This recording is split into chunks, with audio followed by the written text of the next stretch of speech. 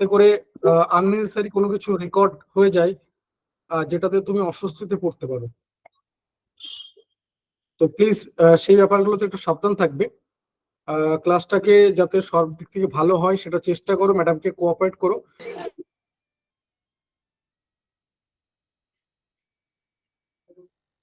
Good evening ma'am, welcome ক্লাসে।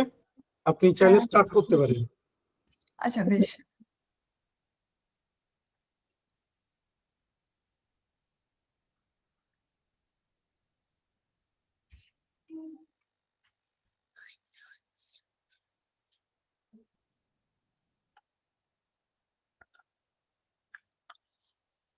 শুভ সন্ধ্যা। Net set মাস্টারজির যে বাংলা আজকে ডেমো ক্লাস আছে বাংলা সাবজেক্টের, এই ক্লাসে সকলকে স্বাগত। আশা করি 1.5 ঘন্টা ক্লাস নেব, তোমাদেরকে নিরাশ করব না। কিছু না কিছু হয়তো উপকৃত হয়ে যাবে, তাই আশা রাখছি যে শেষ পর্যন্ত তোমরা ক্লাসটা কন্টিনিউ করবে। আর অবশ্যই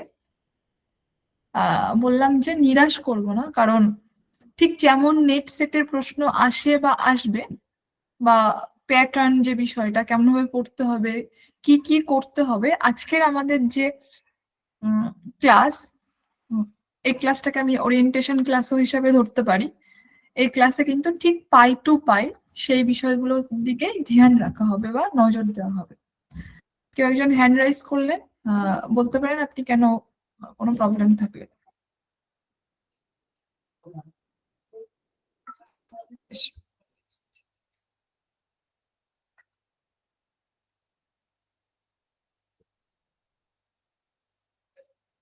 আচ্ছা, আশা করি আমাদের সকলের কাছে ইউজিসি নেট বা ওয়েস্ট বেঙ্গল সেট, অর্থাৎ ইউজিসি নেট বা ওয়েস্ট বেঙ্গল সেটের কিন্তু একটাই সিলেবাস, এটা বলাই বাহুল্য, মানে না বললেও চলে। তবুও যেহেতু ফর্মালিটি অনুযায়ী ক্লাস নিচ্ছে, আমাকে বলে দেওয়া দরকার বা বলে দেওয়া উচিত। তো এই ক্লাসের শুরুতেই আমাদের যে সিলেবাসটা আছে, সেই সিলেবাসটা নিয়ে আমরা একটু অল্প বিস্তর আলোচনা করব, যে সিলেবাসটা আলটিমেটলি কি, কোন কোন জায়গা থেকে কেমন কেমন প্রশ্ন আসে, কটা ইউনিট আছে, কটা সাব ইউনিট আছে, ব্লা ব্লা ব্লা। একদম আলোচনার শুরুতেই আমি একটা কথা বলবো, যে আমাদের টোটাল ইউনিট 10টা। অনেকেই জানেন, আবার অনেকেই জানেন না। তো আমরা যেহেতু একদম শুরু করছি, সেহেতু আমরা নিউ কামার যারা, একদম ভিত থেকে, ভিতের প্রথম যে ইটটা পোতে, মানে একটা বাড়ি তৈরি করতে, সেই ইটটা থেকেই আমি শুরু করতে চাই। অনেকেই মানে অনেকেই হয়তো জানেন, কিন্তু তবুও তোমরা একটু ধৈর্য ধরে এই জায়গাটা একটু সহ্য করে নাও, যারা জানো। আর যারা জানো না তারা মন দিয়ে শোনো। তো আমাদের টোটাল 10টা ইউনিট আছে, আমরা সবাই জানি কম বেশি, বা কেউ কেউ জানি না, তারা আমরা জেনে নিলাম। এখন আমাদের ইউজিসি নেট সেট বাংলা সাবজেক্টের মানে পেপার 2, সেখানে টোটাল প্রশ্ন আসে 100টা। প্রত্যেকটা প্রশ্নের 2 নাম্বার করে, তাহলে নাম্বার হচ্ছে 200টা, অর্থাৎ 200 নাম্বারের টোটাল প্রশ্ন আসে, কিন্তু ইউনিট হচ্ছে 10টা। এখন নিয়ম মাফিক বা ইউজিসি নেট সেটের সিলেবাসের যে নিয়ম, সেখানে 10টা ইউনিট থেকে 10টা করে প্রশ্ন দেওয়ার কথা, অর্থাৎ এক একটা ইউনিট থেকে 10টা করে প্রশ্ন দেওয়ার কথা। ঠিক আছে, তাহলে 10 10 কে 100 হচ্ছে 100টা প্রশ্ন। কিন্তু ইউজিসি নেট সেট বা এনটিএ, ন্যাশনাল টেস্টিং এজেন্সি, যারা এই ইউজিসি নেট সেটটা কন্ডাক্ট করে বা প্রশ্নপত্র মানে দায়িত্ব বা এই সমস্ত কিছু যারা দায়িত্বে থাকে, তারা কিন্তু এই রুলসটা বারংবার ব্রেক করছে। শুধুমাত্র বাংলার ক্ষেত্রে না, 86টা সাবজেক্ট আছে টোটাল, প্রত্যেকটা সাবজেক্টের ক্ষেত্রে ইনক্লুডিং পেপার 1। ঠিক আছে, তাহলে রুলসটা যেহেতু ব্রেক করছে, সেহেতু এই যে প্রত্যেকটা ইউনিট থেকে আমাদের 10টা করে প্রশ্ন আসে, এই কনসেপ্ট থেকে আমাদের বেরিয়ে আসতে হবে, যে না, নিয়ম যেহেতু প্রত্যেকটা ইউনিট থেকে 10টা করে প্রশ্ন আসে, সেই কনসেপ্ট থেকে বেরিয়ে এসে আমাদের দেখতে হবে যে কোন কোন ইউনিট থেকে কটা প্রশ্ন আসে। কেন দেখতে হবে? এই জন্য দেখতে হবে, সেই মতো কিন্তু আমাদের পড়াশুনো করতে হবে। আমরা অনেকেই 5 বছর, 4 বছর, 3 বছর, 2 বছর ধরে আমরা নেট করছি, কিন্তু সামহাও কোনো কারণে আমরা হয় মানে নেট ক্র্যাক করতে পারছি না, বা জেআরএফ কাছে গিয়েও ফিরে আসছি বা পাচ্ছি না। তার প্রধান কারণ হচ্ছে এইটা, আমরা অ্যানালিসিস করে পড়ি না। যেহেতু বাংলার স্টুডেন্ট, আমরা পড়তে ভালোবাসি, আমরা পড়ি, কিন্তু আমি বলছি সায়েন্টিফিক ওয়েতে পড়তে। যারা সায়েন্টিফিক ওয়েতে পড়ছে লক্ষ্য করে দেখবে তারাই এগোচ্ছে, যারা পড়ছে না তারা কিন্তু এগোতে পারছে না। তাহলে প্রথম যে ইউনিট আমাদের বাংলা ভাষার উৎপত্তি ও ক্রম বিকাশ, অর্থাৎ বলতে পারি বাংলা ভাষার উদ্ভব ও ক্রম বিকাশ। এখানে আমাদের টোটাল এতগুলো সাবইউনিট আছে, 1 2 3 4 5 6 7, 7টা সাবইউনিট থেকে। এখান থেকে আমাদের কোশ্চেন এসছে 8 থেকে 8টা, কিন্তু তার মধ্যে এই যে শব্দ ভান্ডার বা শব্দার্থ পরিবর্তনের ধারা, এখান থেকে প্রত্যেক বছর 2টো প্রশ্ন দেবেই, 100% শিওর দেয়। এমন কোনো বছর নেই যেখানে যখন এই ইউনিট মানে সাব ইউনিটটা থেকে 2টোর কম প্রশ্ন দিয়েছে। মিনিমাম 2টো, ম্যাক্সিমাম 3টে, মিনিমাম 2টো, ম্যাক্সিমাম 3টে, ঠিক আছে।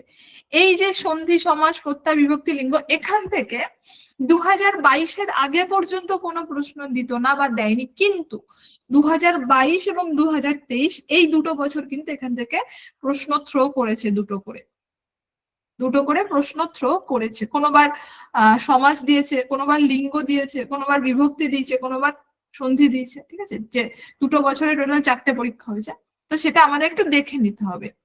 নেক্সট আমরা আসছি যে প্রাচীন মধ্য নবভারতীয় আর্য ভাষার ধ্বনিতাত্ত্বিক রূপতাত্ত্বিক বৈশিষ্ট্য। এখান থেকে কোনো বছর একটা, কোনো বছর 2টো প্রশ্ন, কোনো বছর একটা, কোনো বছর 2টো প্রশ্ন। বাংলা ভাষার উদ্ভবের ইতিহাস কোনো বছর দেয়, কোনো বছর দেয় না, ঠিক আছে। প্রাচীন মধ্য এবং আধুনিক বাংলা ভাষার ধ্বনিতাত্ত্বিক রূপতাত্ত্বিক বৈশিষ্ট্য কোনো বছর দেয়, কোনো বছর দেয় না। বাংলা ভাষার আঞ্চলিক উপভাষা প্রত্যেক বছর একটা করে প্রশ্ন থাকবেই থাকবে, ঠিক আছে। বাংলা ভাষার ধ্বনিতাত্ত্বিক স্বরধ্বনি ও ব্যঞ্জন ধ্বনি শ্রেণী বিভাগ এবং অক্ষরের গঠন প্রকৃতি এবং ধ্বনি পরিবর্তন, প্রত্যেক বছর মিনিমাম 2টো, ম্যাক্সিমাম 3টে প্রশ্ন আসে। তাহলে এই যে বললাম প্রশ্ন কোথা থেকে কটা আসছে, আমরা কি বুঝলাম? এখান থেকে আমরা এটা বুঝলাম যে কোন ইউনিট গুলোতে জোর দিতে হবে, কোন সাব ইউনিট গুলোতে জোর দিতে হবে ইউনিটের আন্ডারে, কোন সাব ইউনিট গুলোতে আমাদের জোর না দিলেও চলবে। এই যে বাংলা ভাষার এই যে শব্দ ভান্ডার এবং শব্দার্থ পরিবর্তনের ধারা, আঞ্চলিক উপভাষা এবং এই 3টে কিন্তু পড়াটা খুব একটা কষ্টসাধ্য না, খুব সহজ। এই 3টে ইউনিট যদি আমি পড়ে নিই, তাহলে এই ইউনিট থেকে যে কটা প্রশ্ন দেবে তার মধ্যে থেকে অন্তত, মানে আমি ভালো করে পড়ার কথা বলছি, এমন নয় যে পড়ে নিলাম সব পড়লাম। অনেকে দেখবা 100% সিলেবাস কভার থাকে কিন্তু 50টা প্রশ্ন ঠিক করতে পারে না, এরকম পড়ার কথা বলছি না। যেটা পড়ছি সেখান থেকে প্রশ্ন যেন ঠিক করে আসতে পারি, তাতে আমার যদি 50%ও সিলেবাস কভার হয় দ্যাটস গুড। ওই 50%-এর মধ্যে যেন 40টা প্রশ্ন আমি ঠিক করে আসতে পারি, 40% মানে ঠিক করে আসতে পারি। 10% ভুল হতে পারে, মানুষ মাত্রই ভুল হয়। তো এই বাংলা ভাষার আঞ্চলিক উপভাষা বা ভাষা উপভাষা যেটা, এইটা কিন্তু আমরা যদি পড়ি, এখান থেকে আমরা একটা প্রশ্ন পাচ্ছি, একটা খুব সহজ এবং ছোট্ট একটা বিষয়। শুধু তাই নয়, এই যে ইউনিটটা এটা কিন্তু শুধু আমাদের এনটিএ নেটের জন্য নয়। আমাদের এনটিএ নেটের সিলেবাসে যে 10টা ইউনিট আছে, সেই 10টা ইউনিটের মধ্যে এই ইউনিট 1 খুব গুরুত্বপূর্ণ একটা ইউনিট। এখন প্রশ্ন তোমরা করতেই পারো যে কেন ইউনিটটা গুরুত্বপূর্ণ?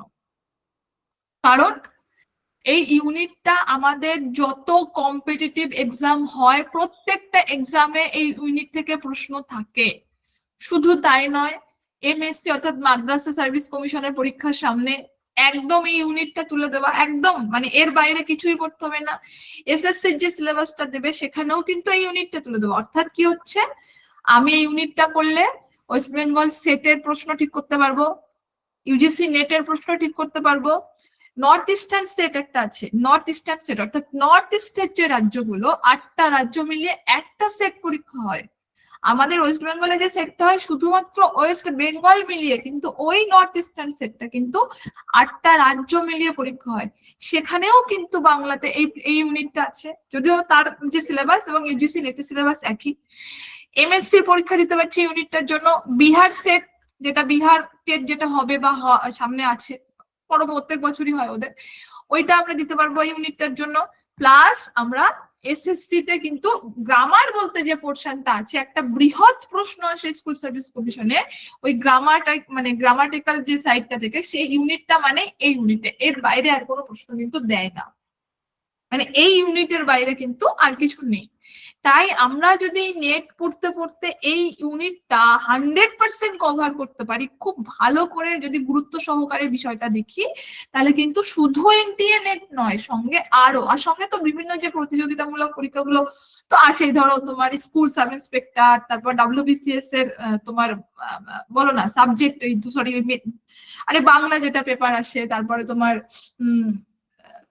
Police sub inspector, food SI, আরো বিএসসি ক্লার্কশিপ, আরো যত যত পরীক্ষা আছে সেখানে কিন্তু গ্রামার থেকে প্রশ্ন দেয়, এবং বাংলা গ্রামার থেকে প্রশ্ন মানে এই ইউনিটটা থেকে প্রশ্ন। তাই এই ইউনিটটা আমাদের খুব গুরুত্ব দিয়ে পড়তে হবে। এখন কোন বই ফলো করতে পারি এই ইউনিটটা থেকে? এই ইউনিটটা থেকে আমি দুটো বই সাজেস্ট করব, বা আমি নিজে যখন পড়াশোনা করেছি আমি দুটো বই পড়েছি। একটা হচ্ছে সুকুমার সেন, বাংলা হচ্ছে ওই মানে এখন পুরো বইয়ের নামটা মনে নেই, তবে সুকুমার সেনের যে গ্রামার বইটা সেটা, আর একটা হচ্ছে রামেশ্বর বই। এই দুটো বই ফলো করলে কিন্তু মোটামুটি চলে যাবে। বলো, বুঝতে পারছি না কি বলছো। হ্যাঁ, ভাষা রীতিবৃত্ত, হ্যাঁ ভাষা রীতিবৃত্ত আর রামেশ্বর যে বইটা, হ্যাঁ। তো এই দুটো বই। আর একটা জিনিস, সুকুমার সেনের যে ভাষা রীতিবৃত্ত বইটা, ওই বইটা খুলবে যদি কারোর কাছে থাকে, এবং 2021 সাল পর্যন্ত, বলছি পর্যন্ত, ঠিক আছে, 21 সাল পর্যন্ত, 2019 থেকে, ঠিক আছে, দেখবে লাইন তুলে তুলে প্রশ্ন দিয়েছে, মানে এনটিএ নেটের প্রশ্ন, আর সুকুমার সেনের বইয়ের লাইন দেখবে, দাড়ি কমা পূর্ণচ্ছেদ গুলো বাদ দেয়নি। কিন্তু আমাদের দুর্ভাগ্য, এখন কিন্তু আর এই বইটা থেকে প্রশ্ন দেয় না। এখন ওরা কোন বই থেকে প্রশ্ন দেয়, পরেশচন্দ্র মজুমদার ফলো করতে পারো, একটা দুটো প্রশ্ন ওখান থেকেও দেয়, ঠিক আছে। তাহলে তোমরা একদম জিসটা বুঝে নাও, সুকুমার সেন পড়ো, রামেশ্বর পড়ো, কিন্তু এর সঙ্গে যদি এক্সট্রা কেউ কিছু পড়তে চাও তাহলে তবে আমি বলবো যে Pareshchandra Majumdar, that's good, okay, follow করতে পারো। তো এই গেল মোটামুটি আমাদের বাংলা ভাষার উৎপত্তি ও ক্রম বিকাশ। এবার বলো তোমরা, এই বাংলা ভাষার উৎপত্তি এবং ক্রম বিকাশ, আমি আলটিমেট যে বিষয়টা বোঝালাম, আমি কিন্তু একেবারেই সিলেবাসে ঢুকলাম না, অর্থাৎ আমি একটা বিষয়ও পড়ালাম না, কিন্তু আমি ওভারঅল একটা আইডিয়া দিলাম। এই আইডিয়ার মানে এখানে কি বুঝতে কারোর কোনো অসুবিধা আছে বা কারোর কোনো প্রশ্ন আছে? তাহলে যদি না থাকে আমি পরবর্তী ইউনিটে যাব।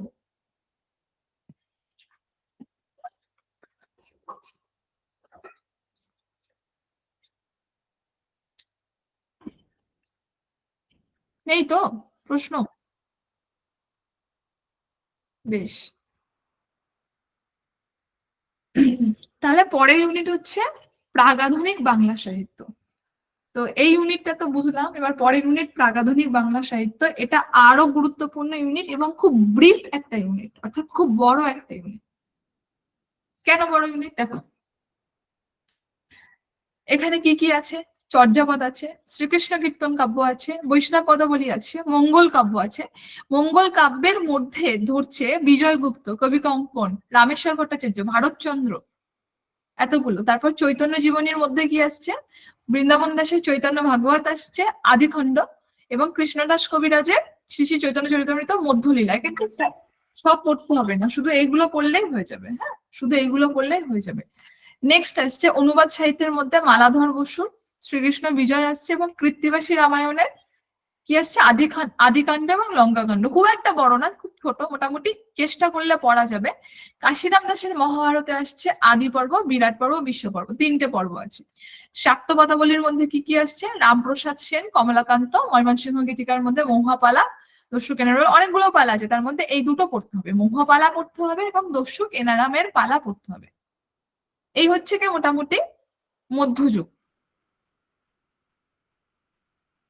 এখন প্রশ্ন কোথা থেকে প্রত্যেক বছর 100% থ্রো করে? সবটা থেকে তো প্রশ্ন থ্রো করলে 20টা চলে যাবে প্রশ্ন, কিন্তু 20টা তো প্রশ্ন এখান থেকে দেয় না। হ্যাঁ, তবে এখান থেকে 12টা মতন প্রশ্ন দেয়, 10টা মিনিমাম, 12টা ম্যাক্সিমাম, মানে 10-এর কম এখানে নামায় না, ঠিক আছে। তাই এই ইউনিটটা খুব গুরুত্বপূর্ণ ইউনিট। এই ইউনিটের উপরে মোটামুটি নেট, জিআরএফ ডিপেন্ড করে। নেট জিআরএফ ডিপেন্ড করে। দেখো প্রথম ইউনিটে আমি যাই, চর্যাপদ। এই চর্যাপদের যে ইউনিট, এই ইউনিটটা থেকে প্রত্যেক বছর একটা প্রশ্ন দেবে, এমন কোনো বছর নেই যখন এই ইউনিটটা থেকে প্রশ্ন দেয় না। কিন্তু এই ইউনিটের যে বইটা আমরা সাধারণত চলছে, এই হরপ্রসাদ শাস্ত্রীর যে বইটা, সেই বইটা থেকে কিন্তু প্রশ্ন আসে না। প্রশ্ন আসে কোথা থেকে? 1000 বছরের পুরানো বাংলা ভাষায় বহুদ্ধ গান ও দোহা, এটা হচ্ছে পুরো ওই বিস্কিট বিস্কিট কালারের তোমার কভার পেজটা, এবং প্রকাশক হচ্ছে বঙ্গীয় সাহিত্য পরিষদ। এবং এ4 কাগজ যেরকম হয়, প্রায় ওরকম এ4 কাগজের মতন বড় এবং মোটা একটা বই। এর মধ্যে অনেক কিছু ভাগ আছে তোমার, এর মধ্যে আরো অনেক কিছু আছে, যেমন তোমার সরোজ বজ্রের দোহা কোষ, কৃষ্ণাচার্যবাদের দোহা কোষ, ডাকার নম, ঠিক আছে, এরকম অনেক কিছু আছে। কিন্তু আমাদের পড়তে হবে চর্যাচর্য বিনিশ্চয়টা, ঠিক আছে।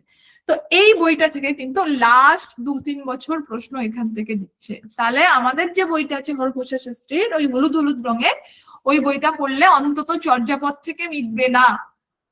আমাদের পড়ার যে ওয়েটা বা রাস্তাটা, এইগুলো আমাদের একটু পরিবর্তন করতে হবে যদি কেউ আমাদের সঙ্গে আসতে চায়। হ্যাঁ, খুব সহজ নেট ক্র্যাক করা বা জিআরএফ পাওয়া, একদমই কঠিন নয়, কিন্তু একটু সিস্টেমেটিক্যালি ভাবতে হবে বা সিস্টেমেটিক্যালি পড়তে হবে বা সিস্টেমেটিক্যালি হাঁটতে হবে, তাই না? তো চর্যাপদটা আমাদের এখান থেকে পড়লে আই থিঙ্ক অসুবিধা হবে না, কারণ খুব সহজ প্রশ্ন দেয়। ধরো তুমি যদি চর্যাপদ, যেমন লাস্ট ইয়ারে প্রশ্ন দিয়েছে চর্যাপদের পদগুলো কেমন ভাবে কি সাজানো, তার উপরে বেস করে একটা প্রশ্ন দিয়েছে। সুতরাং আমি যদি এই বইটা পড়ি, তাহলে চোখের সামনে তো পদ থাকছে, আমি দেখতেই পাচ্ছি কেমন ভাবে কি আছে, সুতরাং খুব একটা অসুবিধা হওয়ার কথা নয়। শ্রীকৃষ্ণ কীর্তন কাব্য থেকে প্রত্যেক বছরই প্রশ্ন দেয়, কিন্তু শ্রীকৃষ্ণ কীর্তন কাব্যের প্রশ্ন দেয় যে পদ, কাব্যের যে পদগুলো আছে, জন্মখণ্ড, তাম্বুলখণ্ড, বংশীখণ্ড, রাধা বিরহ খণ্ড, এই পদের যে রাগ গুলো, ঠিক আছে, এই রাগ থেকে প্রশ্ন দিচ্ছে লাস্ট 2-3 বছর। হ্যাঁ, এবং সঙ্গে শ্রীকৃষ্ণ কীর্তন কাব্যে প্রচুর ইনফরমেশন আছে। হ্যাঁ, যে বাঁশিটা কোথায় লুকিয়ে রেখেছিল, রাধা কোথায় গিয়ে কৃষ্ণের দেখা পেয়েছিল, এই যে বাঁশিটা কার বরে প্রাপ্ত, তোমার নারায়ণ, শিব এরা কোথায় গিয়ে সভা করেছিল, এই যে অনেক ছোট্ট ছোট্ট ইনফরমেশন বা ডেটাবেস প্রশ্ন যেটাকে আমরা বলতে পারি, এই প্রশ্নগুলো কিন্তু শ্রীকৃষ্ণ কীর্তন কাব্যে আছে। যদিও এই প্রশ্নগুলো সেটে এসেছে বারংবার, নেটে কিন্তু একবারও আসেনি। আমি যে প্রশ্নগুলোর কথা এখন বলছি, নেটে যতবার যা প্রশ্ন এসছে, ওই যে বললাম রাগ থেকে প্রশ্ন এসছে। হ্যাঁ, কিন্তু নেট এর তো বিশ্বাস নেই, দিতেই পারে ইনফরমেশন গুলো, আর যদিও বা না দেয়, আমাদের তো সেট আছে, সেটে কিন্তু এই ইনফরমেশন গুলোর উপর ভিত্তি করে প্রশ্ন দেয়। তাই এই ইনফরমেশন গুলোর সঙ্গে ওই রাগ, এবং ওখানে সংস্কৃত শ্লোক আছে দেখবে প্রত্যেকটা খণ্ডে, অর্থাৎ জন্মখণ্ডে কিছু সংস্কৃত শ্লোক আছে, 7টা মনে হয়, 3টে না 7টে এরকম কিছু একটা আছে, তাম্বুল খণ্ডে সংস্কৃত শ্লোক আছে, বংশী খণ্ডে সংস্কৃত শ্লোক আছে, এবং রাধা বিরহ তেও কিছু সংস্কৃত শ্লোক আছে। আমাদের কি করতে হবে, আমাদের যেটা কার্য সেটা হচ্ছে জন্মখণ্ড লিখলাম, লিখে তার সংস্কৃত শ্লোক গুলো আমি লিখে নিলাম। আর কি করলাম, জন্মখণ্ডের যে পদগুলো আছে একটা করে লাইন লিখলাম, এবং তার পদের যে রাগ গুলো পাশে করে লিখে নিলাম। এরকম করে যদি আমরা একটা লিস্ট বানাতে পারি, আর আমি হয়তো যখন পড়াবো তখন দিয়ে দেবো লিস্টটা, এরকম করে যদি আমি লিস্টটা বানাতে পারি, তাহলে কিন্তু এখান থেকে কোয়েশ্চেন্স মিস হওয়ার খুব একটা সম্ভাবনা থাকছে না। ঠিক এমন ভাবেই রাগ এবং তোমার পদের লিস্টটা কিন্তু চর্যাপদের ক্ষেত্রেও প্রযোজ্য, চর্যাপদেও বানাতে হবে। নেক্সট আমরা আসবো বৈষ্ণব পদাবলীতে। বৈষ্ণব পদাবলীতে বিদ্যাপতি, চণ্ডীদাস, জ্ঞানদাস, গোবিন্দ দাস এবং বলরাম দাস, টোটাল এই 5 জনের পদাবলী আছে। অনেক অনেক বৈষ্ণব পদকর্তা আছে, কিন্তু এনটিএ, নেট বা ইউজিসি আমাদের এই 5 জনের পদাবলী পড়তে দিয়েছেন। এখন এই 5 জনের পদাবলী পড়ার পর কোনো বছর একটা প্রশ্ন আসছে, কোনো বছর আসছে না। কিন্তু যেহেতু অনেকটা ভাস্ট সিলেবাস, আমি যেহেতু নেক্সট জুনের কথা বলছি, এই যদি কেউ একদম শুরু করবে ভাবছো, তাহলে এইটা আপাতত স্টকে রেখে দাও, পরে পড়বো পরে, ঠিক আছে। কিন্তু যাদের পড়া অলরেডি হয়ে গেছে বা সিলেবাস প্রায় কভার, তারা অবশ্যই পড়বে এই বৈষ্ণব পদাবলী। কোনগুলো পড়বে, দেখবে ক্যালকাটা ইউনিভার্সিটির একটা মোটা বই আছে, ঠিক আছে, ওই বইয়ের একদম শুরুতে দেখবে বৈষ্ণব পদাবলীর পদকর্তার নাম আছে, আর পাশে পদের প্রথম লাইন গুলো দেওয়া আছে। ঝেড়ে ওই প্রথম লাইন আর পদকর্তার নাম, পদকর্তার এই যে সব পদকর্তা নয় কিন্তু, বিদ্যাপতি, চণ্ডীদাস, জ্ঞানদাস, গোবিন্দ দাস, বলরাম দাস, এই 5 জনের পদের যে কটা পদ আছে ক্যালকাটা ইউনিভার্সিটির বইটাতে আরো অনেক বইতে আরো অনেক অনেক পদ আছে, আমি সেগুলো পড়তে বলছি না, কিন্তু ওই বইটাতে যে কটা পদ আছে সেই পদগুলো ঝেড়ে ওই প্রথম লাইনগুলো অন্তত মুখস্থ করে রাখতে হবে, ঠিক আছে, আর কিছু না, নাথিং এলস। নেক্সট আসছে বিজয়গুপ্তের মনসা মঙ্গল। প্রত্যেক বছর প্রশ্ন দেয়, একটা বা দুটো প্রশ্ন দিচ্ছে এই মনসা মঙ্গল কাব্য থেকে। হ্যাঁ, এখান থেকে কেমন কেমন প্রশ্ন আসতে পারে, এখান থেকে বহু ইনফরমেশন আছে এই নরখণ্ডে, যেমন বস্তু বদল পালা আছে, ঠিক আছে, 12 মাসা আছে, অনেক অনেক ইনফরমেশন। আমি যখন পড়াবো তখন আর কি দেখাবো। তো ওখানে বস্তু বদল পালা যেটা আছে, তারপর কোন জাহাজটা আগে ডুবলো, ঠিক আছে, কোন জাহাজ মানে কে তোমার ঝড় তুলেছে, মনসা কার কাছে কাকে রেখেছে, এরকম প্রচুর ইনফরমেশন এই বিজয়গুপ্তের মনসা মঙ্গলে আছে, এবং এখান থেকে প্রশ্ন করার অনেক জায়গা আছে। হ্যাঁ, তো আমরা যখন পড়বো তখন এই ইউনিটটা, সরি, এই মনসা মঙ্গলটা অর্থাৎ এই যে বিজয়গুপ্তের টপিকটা, এটা আমরা ব্রিফলি আলোচনা করবো। হ্যাঁ, এখান থেকে কিন্তু কোনো বছর একটা দিচ্ছে, কোনো বছর দুটোও দিয়ে দিচ্ছে, তাই এই জায়গাটা কিন্তু খুব ইম্পর্টেন্ট।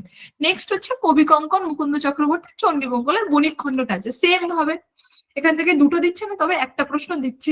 হ্যাঁ, রামেশ্বর ভট্টাচার্যের শিবায়ন কোনো বছর দিচ্ছে, কোনো বছর দিচ্ছে না, কিন্তু তবুও আমাদের এটা পড়তে হবে, কারণ এটা ছোট্ট 14 বা 15 পেজের একটা ইউনিট, মানে বই যে চাষ কলাটা, এটা 14 বা 15 পেজ, একদম ছোট্ট একটা জিনিস, তাই পড়ে নিতে খুব একটা অসুবিধা হবে না এবং খুব সহজ আর মজারও। নেক্সট হচ্ছে অন্নদা মঙ্গল।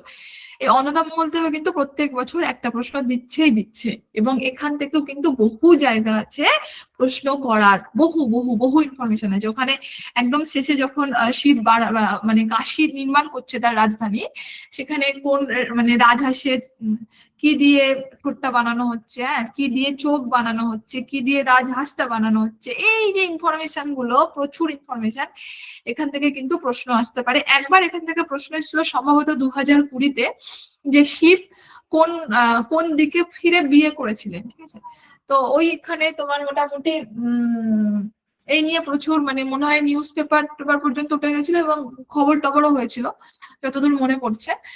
ওখানে একটা জায়গায় একদম ছোট্ট একটা ইনফরমেশন আমি সামান্য একটু বলে রাখি, কারণ এনটিএ নেটের প্রশ্ন সম্বন্ধে আমাদের একটু অ্যালার্ট হতে হবে, যদিও এরপরে আমি প্রশ্ন দেখাবো। তো ওখানে একটা জায়গায় আছে যে শিবের আসন পাতা হয়েছে উত্তর দিকে, এবং হিমালয় অর্থাৎ শিবের যে শ্বশুর তার আসন পাতা হয়েছে পূর্ব দিক ফিরে, ঠিক আছে, কিন্তু শিব এসে হিমালয়ের আসনে বসে পড়েছে। একবারও উল্লেখ নেই, মানে ডিরেক্টলি উল্লেখ নেই শিব পূর্ব দিকে ফিরেই বসেছে, কিন্তু উল্লেখ আছে শিব এসে হিমালয়ের আসনে বসে পড়েছে। মানে বুঝতে পারছো প্রত্যেকটা জায়গা আমাদের কতটা খুঁটিয়ে পড়তে হবে, তাই এনটিএ নেট একটা ইয়ার্কি মারার বিষয় নয়। হ্যাঁ, যদি একদম খুব সিরিয়াসলি পড়তে হবে, এবং খুব সহজ, সিরিয়াসলি পড়লে দেখবে ভালোবেসে ফেলবে। আর আমি অন্তত বলতে পারি আমাদের নেটের সিলেবাসটা যেভাবে বাইন্ডিং করা, বা আমাদের যেভাবে মানে তোমার হয় না কন্ডাক্ট করা, এই সিলেবাসটা আমাদেরকে অনেক কিছু দিয়ে যাবে, মানে বিভিন্ন পরীক্ষার ইন্টারভিউ থেকে শুরু করে বিভিন্ন মানে পরীক্ষা যা কিছু, মানে আমাকে অন্তত দিয়েছে, ভীষণ ভাবে হেল্প করেছে, ভীষণ ভাবে। নেক্সট আসছে চৈতন্য ভাগবত এবং শ্রী শ্রী চৈতন্য চরিতামৃত। এখান থেকেও একটা করে প্রশ্ন আসে, কোনো বছর দুটো মিলিয়ে একটা আসে, ঠিক আছে, ডিপেন্ড করছে সেটা। শ্রীকৃষ্ণ বিজয় থেকে একটা প্রশ্ন দেয়, রামায়ণ থেকে একটা প্রশ্ন দেয়, মহাভারত থেকে একটা প্রশ্ন দেয়, মানে দেবেই, ঠিক আছে, এবং এই তিনটে কিন্তু অনেকটাই বড়, সুতরাং দেবে। এই যে শাক্ত পদাবলী, সেম বৈষ্ণব পদাবলীর মতন, কোনো বছর আসে কোনো বছর আসে না, কিন্তু বৈষ্ণব পদাবলীটা অনেক বড়, শাক্ত পদাবলীটা আবার ছোট্ট। রামপ্রসাদ সেনের কয়েকটা পদ আছে এবং কমলাকান্ত ভট্টাচার্যের কয়েকটা পদ আছে, এবং খুব সহজ। এখান থেকে দেখবে ওই ইউটিউবে দেখবে রামপ্রসাদ সেনের পুরো একটা এরকম কারোর একটা ভিডিও করা আছে রামপ্রসাদের গানগুলো, ঠিক আছে, কমলাকান্তেরও সেম ভাবে পুরো মোটামুটি প্রত্যেকদিন সকালবেলা যদি ওই হয় না, আমরা যদি এটা শুনতে থাকি, ধরো ব্রাশ করতে করতে বা ব্রেকফাস্ট করতে করতে, তাহলে কিন্তু আর আলাদা করে করতে হয় না এই শাক্ত পদাবলীগুলো অলরেডি। এবং তারপরে ধরো কোনো সপ্তাহে একদিন বা 2 সপ্তাহ অন্তর একদিন 1 ঘন্টা টুকুস করে দেখে নিলাম, হ্যাঁ, শাক্ত পদাবলীটা, তো এটা এইরকম খেলার ছলে কিন্তু শাক্ত পদাবলীটা হয়ে যাবে, এখানে আর আলাদা করে টাইম দিতে হবে না। নেক্সট হচ্ছে ময়মনসিংহ গীতিকা। এখান থেকে কিন্তু প্রত্যেক বছর একটা করে প্রশ্ন দেয়, কোনো বছর মহুয়াপালা থেকে দেয়, যে বছর মহুয়াপালা থেকে দিল না পরের বছর দস্যু কিনারাম, এবছর দস্যু কিনারাম থেকে দিলে পরের বছর মহুয়াপালা। তো এরকম ভাবে মোটামুটি প্রশ্নটা এখান থেকে আসছে এখনো পর্যন্ত, ঠিক আছে। তো এই হচ্ছে মোটামুটি তোমার মধ্যযুগ বা প্রাগাধুনিক বাংলা সাহিত্য। তো এই ব্রাগাধনিক বাংলা সাহিত্য যেটা আছে এটা যদি আমরা ঠিকঠাক করে পড়তে চাই এবং পড়ি, তাহলে কিন্তু আমাদের মোটামুটি এই যে একটা, এবং অধিকাংশ ছেলে মেয়ে জানো তো মজার বিষয়, এই জায়গাটা ছেড়ে দিতে চায়। কেন জানো? কারণ এই জায়গাটা অনেকটা বড় বলে কিন্তু তারা ভুলে যায় এখান থেকে 10 থেকে মিনিমাম 10টা, মানে 10টা প্রশ্ন এখান থেকে আসবেই আসবে, এবং ম্যাক্সিমাম 12-13টা প্রশ্ন আসে। তাহলে এতটা প্রশ্ন কিন্তু ছেড়ে দিতে হবে এই একটা জায়গা ছেড়ে দিলে। তাই আমাদের চেষ্টা করতে হবে এই মধ্যযুগটা কভার আপ করার বা পড়ে নেওয়ার। আচ্ছা বলো, মধ্যযুগ নিয়ে আর কারো কোনো জিজ্ঞাসা আছে বা প্রশ্ন আছে?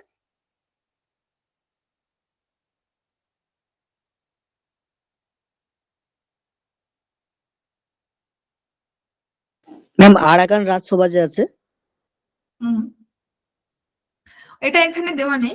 আরাকান রাজসভাটা যেটা তুমি বলছো ও এই সিলেবাসটাতে, ওটা হচ্ছে তোমার আরাকান রাজসভা যে ওটাও পড়তে হবে তোমার। আরাকান রাজসভা যেটা তুমি বলছো, ওটাও পড়তে হবে, এবং ওটা থেকে কোনো বছর দিচ্ছে কোনো বছর দিচ্ছে না। সৈয়দ আলাউলের, লর্ড চন্দ্রানী এবং সতী ময়না, যেহেতু সিলেবাসটাতে নেই সেহেতু বললাম।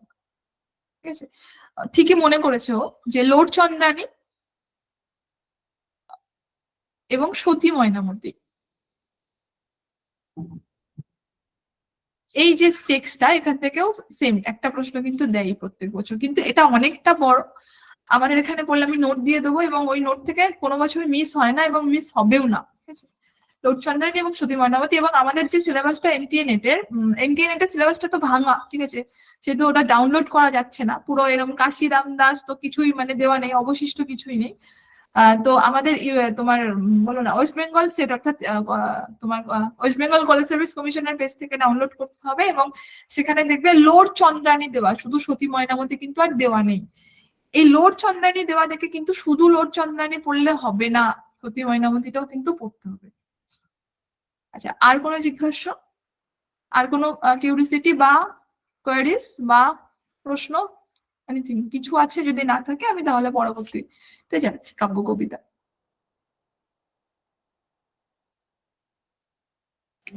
আমি এগিয়ে যান। তাহলে নেক্সট হচ্ছে কাব্য কবিতা। খুব সহজ একটা ইউনিট, 8টা প্রশ্ন দেয় এখান থেকে। তার মধ্যে থেকে কোথা থেকে প্রশ্ন আসে? 100% প্রশ্ন।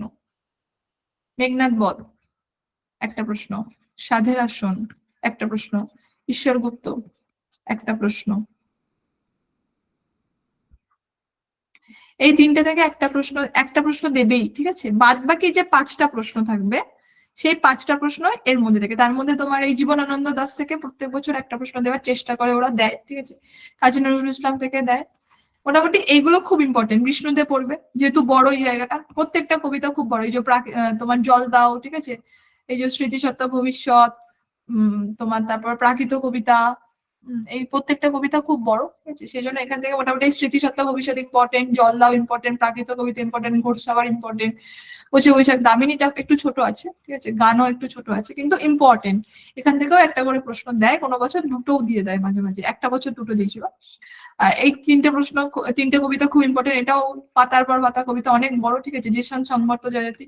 ঠিক আছে, এই যে অমিয় চক্রবর্তীর ঘর, চেতন শেখরা, বড়বাবুর কাছে নিবেদন, তারপর হচ্ছে তোমার সংগতি এবং বিনিময়, এই প্রত্যেকটা কবিতা খুব একটা বড় না। ঘর খুব ছোট্ট কবিতা, চেতন শেখরাও তাই, বড়বাবুর কাছে নিবেদনও তাই, সংগতি একটু বড়, খুব একটা বড় না, ছোটই, আবার বিনিময়ও ছোটই। কিন্তু এই কবিতা থেকে প্রশ্ন আসার সম্ভাবনা একটু আছে, কারণ এই কবিতা একটু অন্য ঘরানার। মানে এই অমিয় চক্রবর্তী যখন কবিতা লিখছেন তখন মোটামুটি রবীন্দ্র প্রভাবটা প্রচন্ড ভাবে আছে, যেটা আমরা মোটামুটি তোমার ওই বলো না ওই জীবন শিল্পী রবীন্দ্রনাথ, রবীন্দ্রনাথ উত্তর সাধক, এই প্রবন্ধগুলো যখন পড়বো আমাদের প্রবন্ধের অধ্যায়ে, তখন আমরা বুঝতে পারবো বা দেখতে পাবো। তো এই মোটামুটি যেহেতু অমিয় চক্রবর্তী রবীন্দ্রনাথের পরে জীবনানন্দ দাশ, অমিয় চক্রবর্তী, এরা একদম অন্য ঘরানার কবিতা লিখছেন, সেজন্য এদের কবিতা বেশ ইম্পর্টেন্ট। এবং ঘর থেকে ক্রম আসার সম্ভাবনা আছে, এবং ক্রম দিয়েওছে পরপর 2 বছর। ঠিক আছে, আচ্ছা নেক্সট সমর সেন, মেঘদূত মহাদেশ, একটি বেকার প্রেমিক, উর্বশী, মুক্তি, খুব ছোট্ট ছোট কবিতা, খুব এবং ইম্পর্টেন্ট।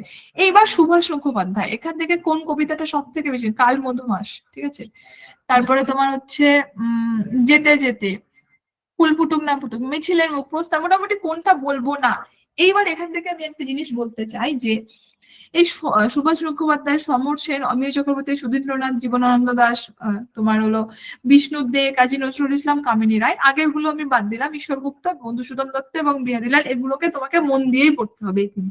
এই তিনটে আনাক ছানাক করে পড়লে বা এলোমেলো ভাবে পড়লে হবে না, কিন্তু তারপরে যেগুলো আছে এগুলো কিন্তু প্রত্যেকদিন ধরো একটা ইউনিট পড়ছো, ধরো আমি মেনে নিলাম মধ্যযুগ পড়ছি বা ভাষা পড়ছি, ভাষা পড়তে পড়তে ধরো 1-1.5-2 ঘন্টা পরে দেখবে আর ব্রেন নিতে চায় না, এটা সবার হয়, ঠিক আছে?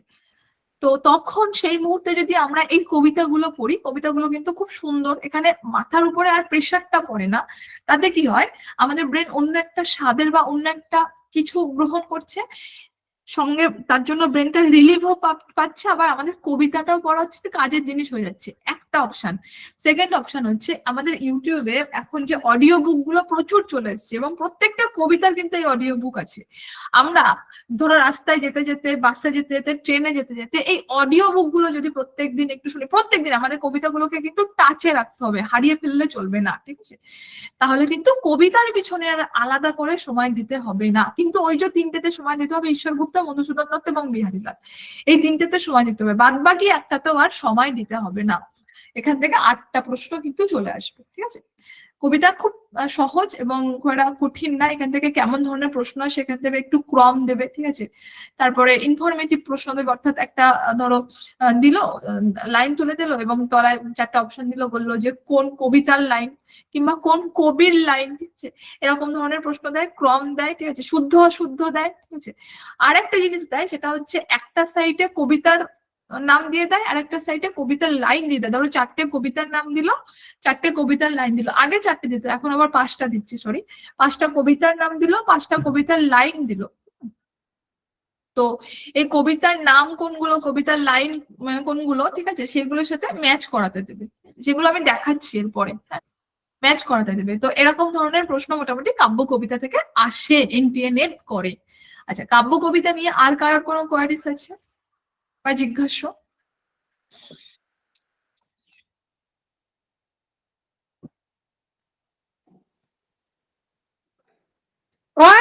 ম্যাম এখান থেকে কি ওই প্রকাশ সালগুলো কি ইম্পর্টেন্ট? প্রকাশ সাল কোন পত্রিকায় প্রকাশিত? হ্যাঁ, প্রকাশ সাল কোন কোন পত্রিকায় প্রকাশিত হয়েছে খুব ইম্পর্টেন্ট, ঠিক আছে?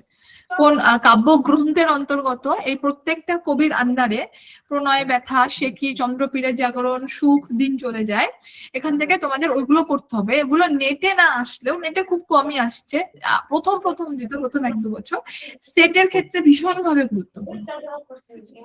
সেটা একটা করে লিস্ট করতে হবে, সেটা আমি যখন এরপরে ব্রিফলি পড়াবো তখন সেটা বলে দেবো। সেটে 2-3টে চলে আসবে, এবং শুধু এটা কবিতার ক্ষেত্রে নয়, নাটক, গল্প, উপন্যাস, হ্যাঁ, যত যা আছে প্রত্যেক, প্রবন্ধ, রবীন্দ্র সাহিত্য, প্রত্যেকের ক্ষেত্রে এটা প্রযোজ্য। আর কোনো কিছু আর জিজ্ঞাসা আছে এখানে?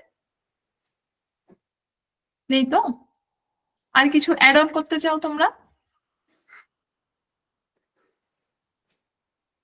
বেশ, তাহলে আমি নেক্সট যাই। তারপরে শক্তি চট্টোপাধ্যায় আছে, কামিনী, সরি, কবিতা সিংহ আছে।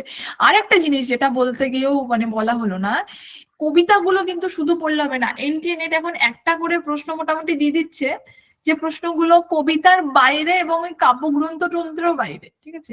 যেমন এই তোমার কিছুদিন আগে, ওই আগের মনে হয় 2023-এর জুনে টুনে একটা প্রশ্ন এসেছিল যে সম্ভবত আন্তিগণে কবিতাটা কাকে উৎসর্গ করা হয়েছিল, সুতরাং এরকম ভাবে বা কাকে ভেবে লেখা হয়েছিল, এরকম এই কবিতার পিছনের যে ইতিহাসটা, অর্থাৎ এই বিষয়টাও কিন্তু একটু আমাদের ধ্যান দিতে হবে বা নজর দিতে হবে, ঠিক আছে? এটা যখন কবিতা নিয়ে আমি পড়াবো বা পড়াই, তখন কবিতার পড়ানোর আগে কবিতা কেন বা কোথা থেকে নেওয়া হয়েছে বা কেন লিখেছে কবি, এর পিছনটা আমি একটু বলে নিই। তো আমি যখন, আমারও তো ভুল হতে পারে, তো তোমরা যখন নিজেরা পড়বে, যদি তোমরা না মানে ই করো, তখন তোমরা এটা একটু দেখে নেবে। আচ্ছা, নেক্সট হচ্ছে নকশা বা উপন্যাস। এই নকশা বা উপন্যাস থেকে 10টা প্রশ্ন, 10টাই। কেন 10টাই? কারণ প্রত্যেকটা জিনিস অনেকটা ব্রিফ, কোনটা ধরবো কোনটা ছাড়বো, ঠিক আছে? তাই এখান থেকে 10টা প্রশ্ন দেয়। যেমন হুতম প্যাঁচার নকশা থেকে গান কিন্তু খুব ইম্পর্টেন্ট, এখানে অনেকগুলো গান আছে, এবং হয় না মানে প্রত্যেকটা এর ভিতরে অনেকটা চ্যাপ্টার ডিভিশন আছে, প্রত্যেকটা চ্যাপ্টারের 6-7টা করে গান আছে এবং গানগুলো আমাদের ভালো করে পড়ে রাখতে হবে, তার তাল রাগ আছে কিছু কিছু গানের, আবার সেগুলো আমাদের একটু দেখে রাখতে হবে। ভীষণ ভাবে ইম্পর্টেন্ট এই হুতম প্যাচের নকশার গান। আর কি ইম্পর্টেন্ট, এখানকার ইনফরমেশন প্রচন্ড, মানে একটা ইনফরমেশনের সঙ্গে পরের ইনফরমেশনটার কোনো মিল নেই। তাই যেহেতু নকশা আলাদা আলাদা একটা নকশা, ঠিক আছে, তো সেই ইনফরমেশন গুলো আমাদের খুব গুরুত্ব সহকারে পড়তে হবে এবং বারংবার পড়তে হবে এবং মনে রাখতে হবে। কারণ হুতম প্যাচের নকশা উপন্যাসের একদম শুরু, একদম উপন্যাস যখন শুরু হচ্ছে একদম যে স্টার্টিং জায়গা, তখন সেটাকে নকশা বলা হতো, তখন এটা উপন্যাসে কিন্তু রূপান্তরিত হয়নি, পুরোপুরি উপন্যাস কিন্তু হয়ে ওঠেনি, এটাকে তখন বলা হচ্ছে নকশা, ঠিক আছে। সুতরাং সেই জায়গাটা কিন্তু আমাদের একটু মাথায় রাখতে হবে, বিষয়টা কিন্তু খুব একটা সহজ নয়, তাই এটা একেবারেই ইজিলি নেওয়া যাবে না, একটু একটু টাচে রাখতে হবে। ধরো সপ্তাহে একদিন, 10 দিনে একদিন এটা আমাদের একটু পড়তে হবে। এটা গেল হুতম প্যাচের নকশা। নেক্সট হচ্ছে বিষবৃক্ষ, খুব সুন্দর একটা জিনিস, ঠিক আছে। মোটামুটি তোমার বিষবৃক্ষ খুব সহজ, আমার খুব একটা কঠিন লাগেনি এবং এখান থেকে খুব একটা কঠিন প্রশ্ন দেয়ও না। এখান থেকে প্রশ্ন দেওয়ার মানে প্রচন্ড প্রবণতা যেখানে থাকে, মানে এনটিএ মোটামুটি মানে এখান এনটিএ যেটাকে পছন্দ করে এর প্রশ্নে, সেটা হচ্ছে পরিচ্ছেদ।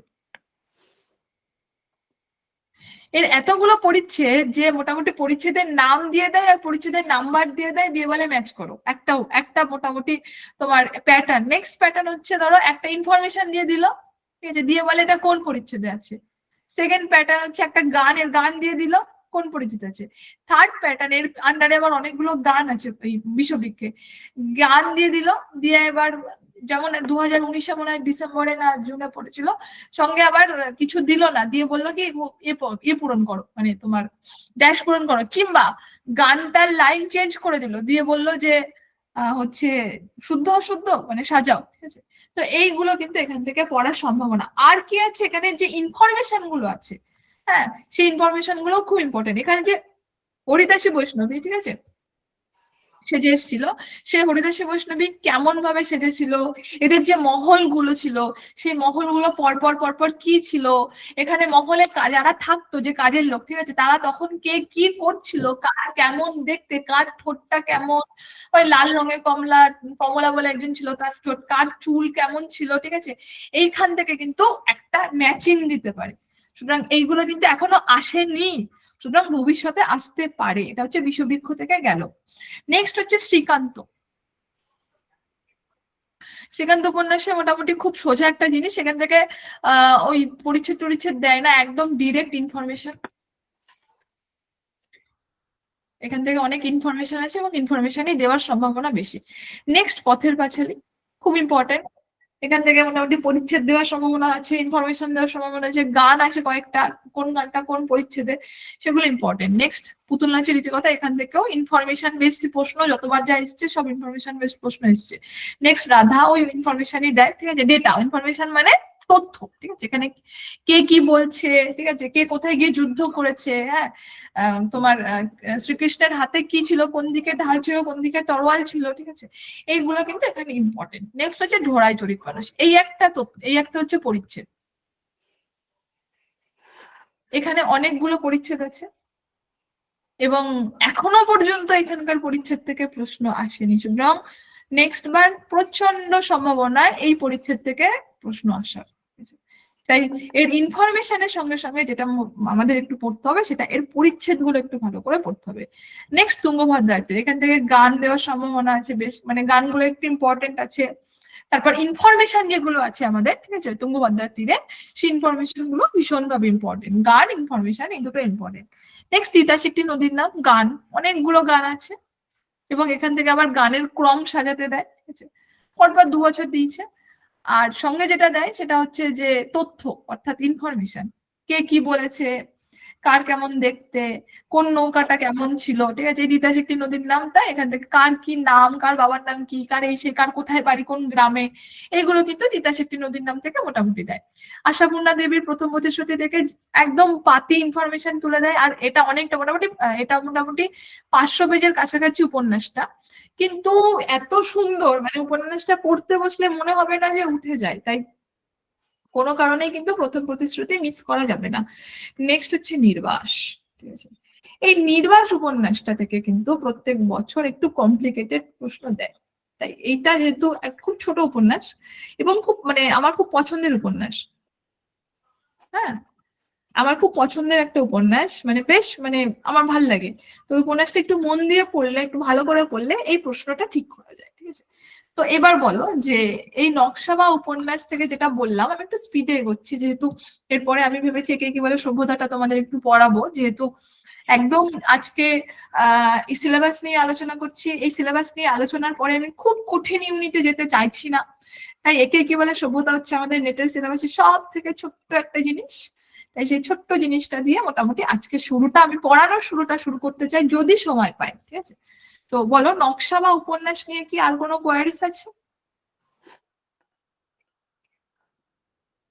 ম্যাম এখান থেকে কি কোন শ্রেণীর উপন্যাস এরকম প্রশ্ন হয়? না, সেটা খুব কম হয় কোন শ্রেণীর উপন্যাস, সেটা সেটে হয়তো হবে, পাবে, কিন্তু নেটে পাবে না।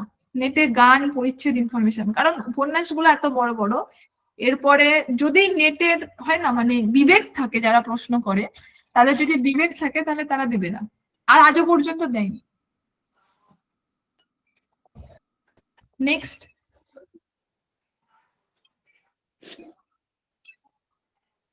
ম্যাম আর প্রকাশ সালগুলো দেয়? ওটা সেটে দেয় বাবু, সেটে। এটা নেটের ক্ষেত্রে হচ্ছে একদম গান, পরিচ্ছেদ, ইনফরমেশন, মানে টেক্সটের বাইরে উপন্যাস থেকে খুব একটা বেরোবে না। এই যেগুলো তোমার প্রকাশকাল, কোন পত্রিকা, ঠিক আছে, কোন পত্রিকায় প্রকাশ পেয়েছে, কবে, কাকে উৎসর্গ করা হয়েছে, এগুলো ভীষণভাবে ইম্পর্টেন্ট নকশা বা উপন্যাসের ক্ষেত্রে সেটে, ভীষণ ভীষণ ইম্পর্টেন্ট। কিন্তু নেটে একদম ইম্পর্টেন্ট না, আজও পর্যন্ত দেয়নি নেটের ইতিহাসে, ভবিষ্যতে দেবে কিনা আমি জানি না, তবে আজও পর্যন্ত দেয়নি। তবে হ্যাঁ 90% শিওর ভবিষ্যতেও দেবে না। তবে হ্যাঁ সেটে কিন্তু আগেও দিয়েছে, আগের বছরও দিয়েছে, পরের বছরও দেবে সেটে। ম্যাডাম ইউনিট 1 এর ওই সিলেবাসটা একটু একবার দেখান। হুম,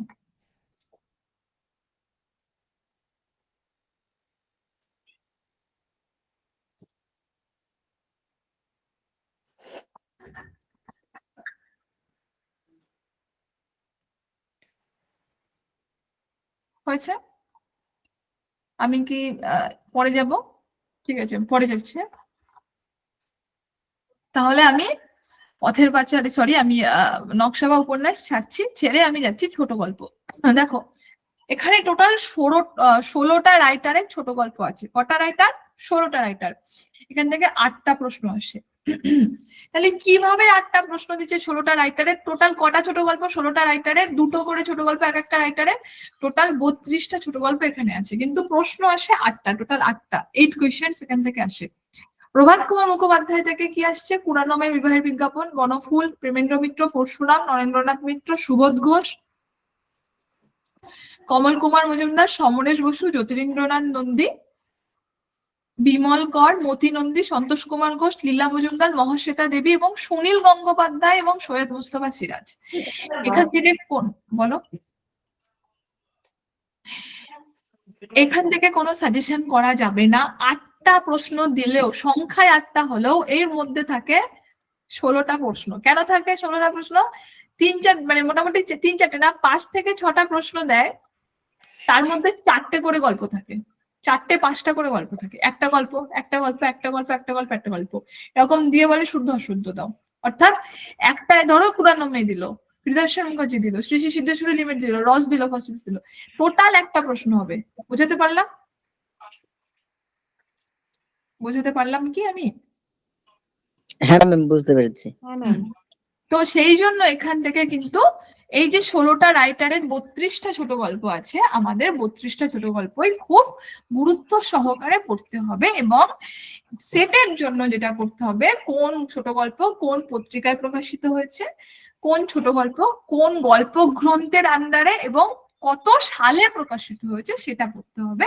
কিন্তু নেটের ক্ষেত্রে সেটা অ্যাপ্লিকেবল নয়। নেটের ক্ষেত্রে তুমি ইনফরমেশনটা খুব ভালো করে পড়ো। সেটে যে ইনফরমেশন গুলো দেয় সেগুলো খুব সহজ ইনফরমেশন দিলেও নেটের ক্ষেত্রে কিন্তু একটু কঠিন, একটু মডারেট ইনফরমেশন দেয়, তাই ওই ইনফরমেশন গুলো যেন কোনোভাবে ভুল না যায়। নেক্সট আমরা আসছি নাটক এবং প্রহসন খুব সহজ এবং খুব সুন্দর একটা ইউনিট আমার মতে। 7 থেকে 8টা, মানে 7টা প্রশ্ন ভুল হচ্ছে, 8টা প্রশ্নই দেয় এখানে, 8টা প্রশ্ন দেয়, 8টা এখান থেকে প্রশ্ন দেয়। একে কি বলে সভ্যতা, খুব ছোট্ট একটুখানি একটা ছোট গল্প, সরি একটুখানি একটা নাটক, জমিদার দর্পণও ঠিক তাই, জনা, শাহজাহান, নবান্ন, প্রথমবার তো, চাঁদমণিকের পালা, টিনের তলোয়ার, আর দুটো আছে বাকি ইতিহাস এবং সিংহাসনের ভৈরব। এখান থেকে করে কি, এখান থেকেও সেম ভাবে আগে একটা একটা প্রশ্ন দিয়ে দিত, কিন্তু এখন ওরা যত দিন যাচ্ছে ওরা প্রশ্নের মান তত উন্নত করছে, ফলত এখন কিন্তু একটা প্রশ্নের মধ্যে 3-4টে নাটক দিয়ে দিচ্ছে, দিয়ে করছে, ঠিক আছে। এবং নাটকের প্রশ্নগুলো কিন্তু খুব সহজ দেয়, একদম কঠিন দেয় না, একদম পাতি প্রশ্ন দিয়ে দেবে, তোমরা বুঝতেই পারবে না যে এরকম প্রশ্ন দেবে, আর প্রশ্নটা ভুল করে চলে আসবে। তাই এই নাটক থেকে কোনো রকম ভাবে কমপ্লিকেটেড ওয়েতে ভাবা যাবে না। যেখান থেকে কমপ্লিকেটেড ওয়েতে ভাববে সেটা কিন্তু আমি বলে দিয়েছি, যেখান থেকে একদম সহজ সরল ভাবে ভাববে, কারণ আমি বলছি একজন কিন্তু সব ইউনিটের প্রশ্ন করে না, এক একটা ইউনিটের এক্সপার্ট আলাদা আলাদা থাকে। তো এই নাটক এবং প্রহসনের এক্সপার্ট যারা থাকে তারা কিন্তু কোনো কমপ্লিকেটেড প্রশ্ন দেয় না, একদম সহজ সরল প্রশ্ন দেয়। তাই নাটক বা প্রহসন এটা সহজ সরল ভাবে পড়ে যেতে হবে, একদম মেন টেক্সট পড়তে হবে। কেমন প্রশ্ন দেবে, একটা সংলাপ দিল, দিয়ে বললো সংলাপটা কে বলেছে, একটা, এখানে 8টা প্রশ্ন দেয়, একই ঘরানার প্রশ্ন দেবে না, কিন্তু কোশ্চেন চেঞ্জ হবে। ধরো একটা প্রশ্ন দিল যে সংলাপ কে বলেছে, কারণ একটা মিউট অন করা আছে, একটু মিউট অফ করবে।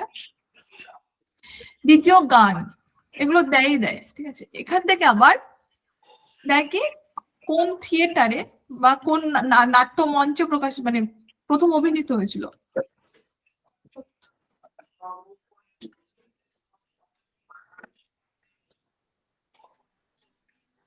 থিয়েটার বা নাট্যমঞ্চ, কোন সালে প্রথম প্রকাশ,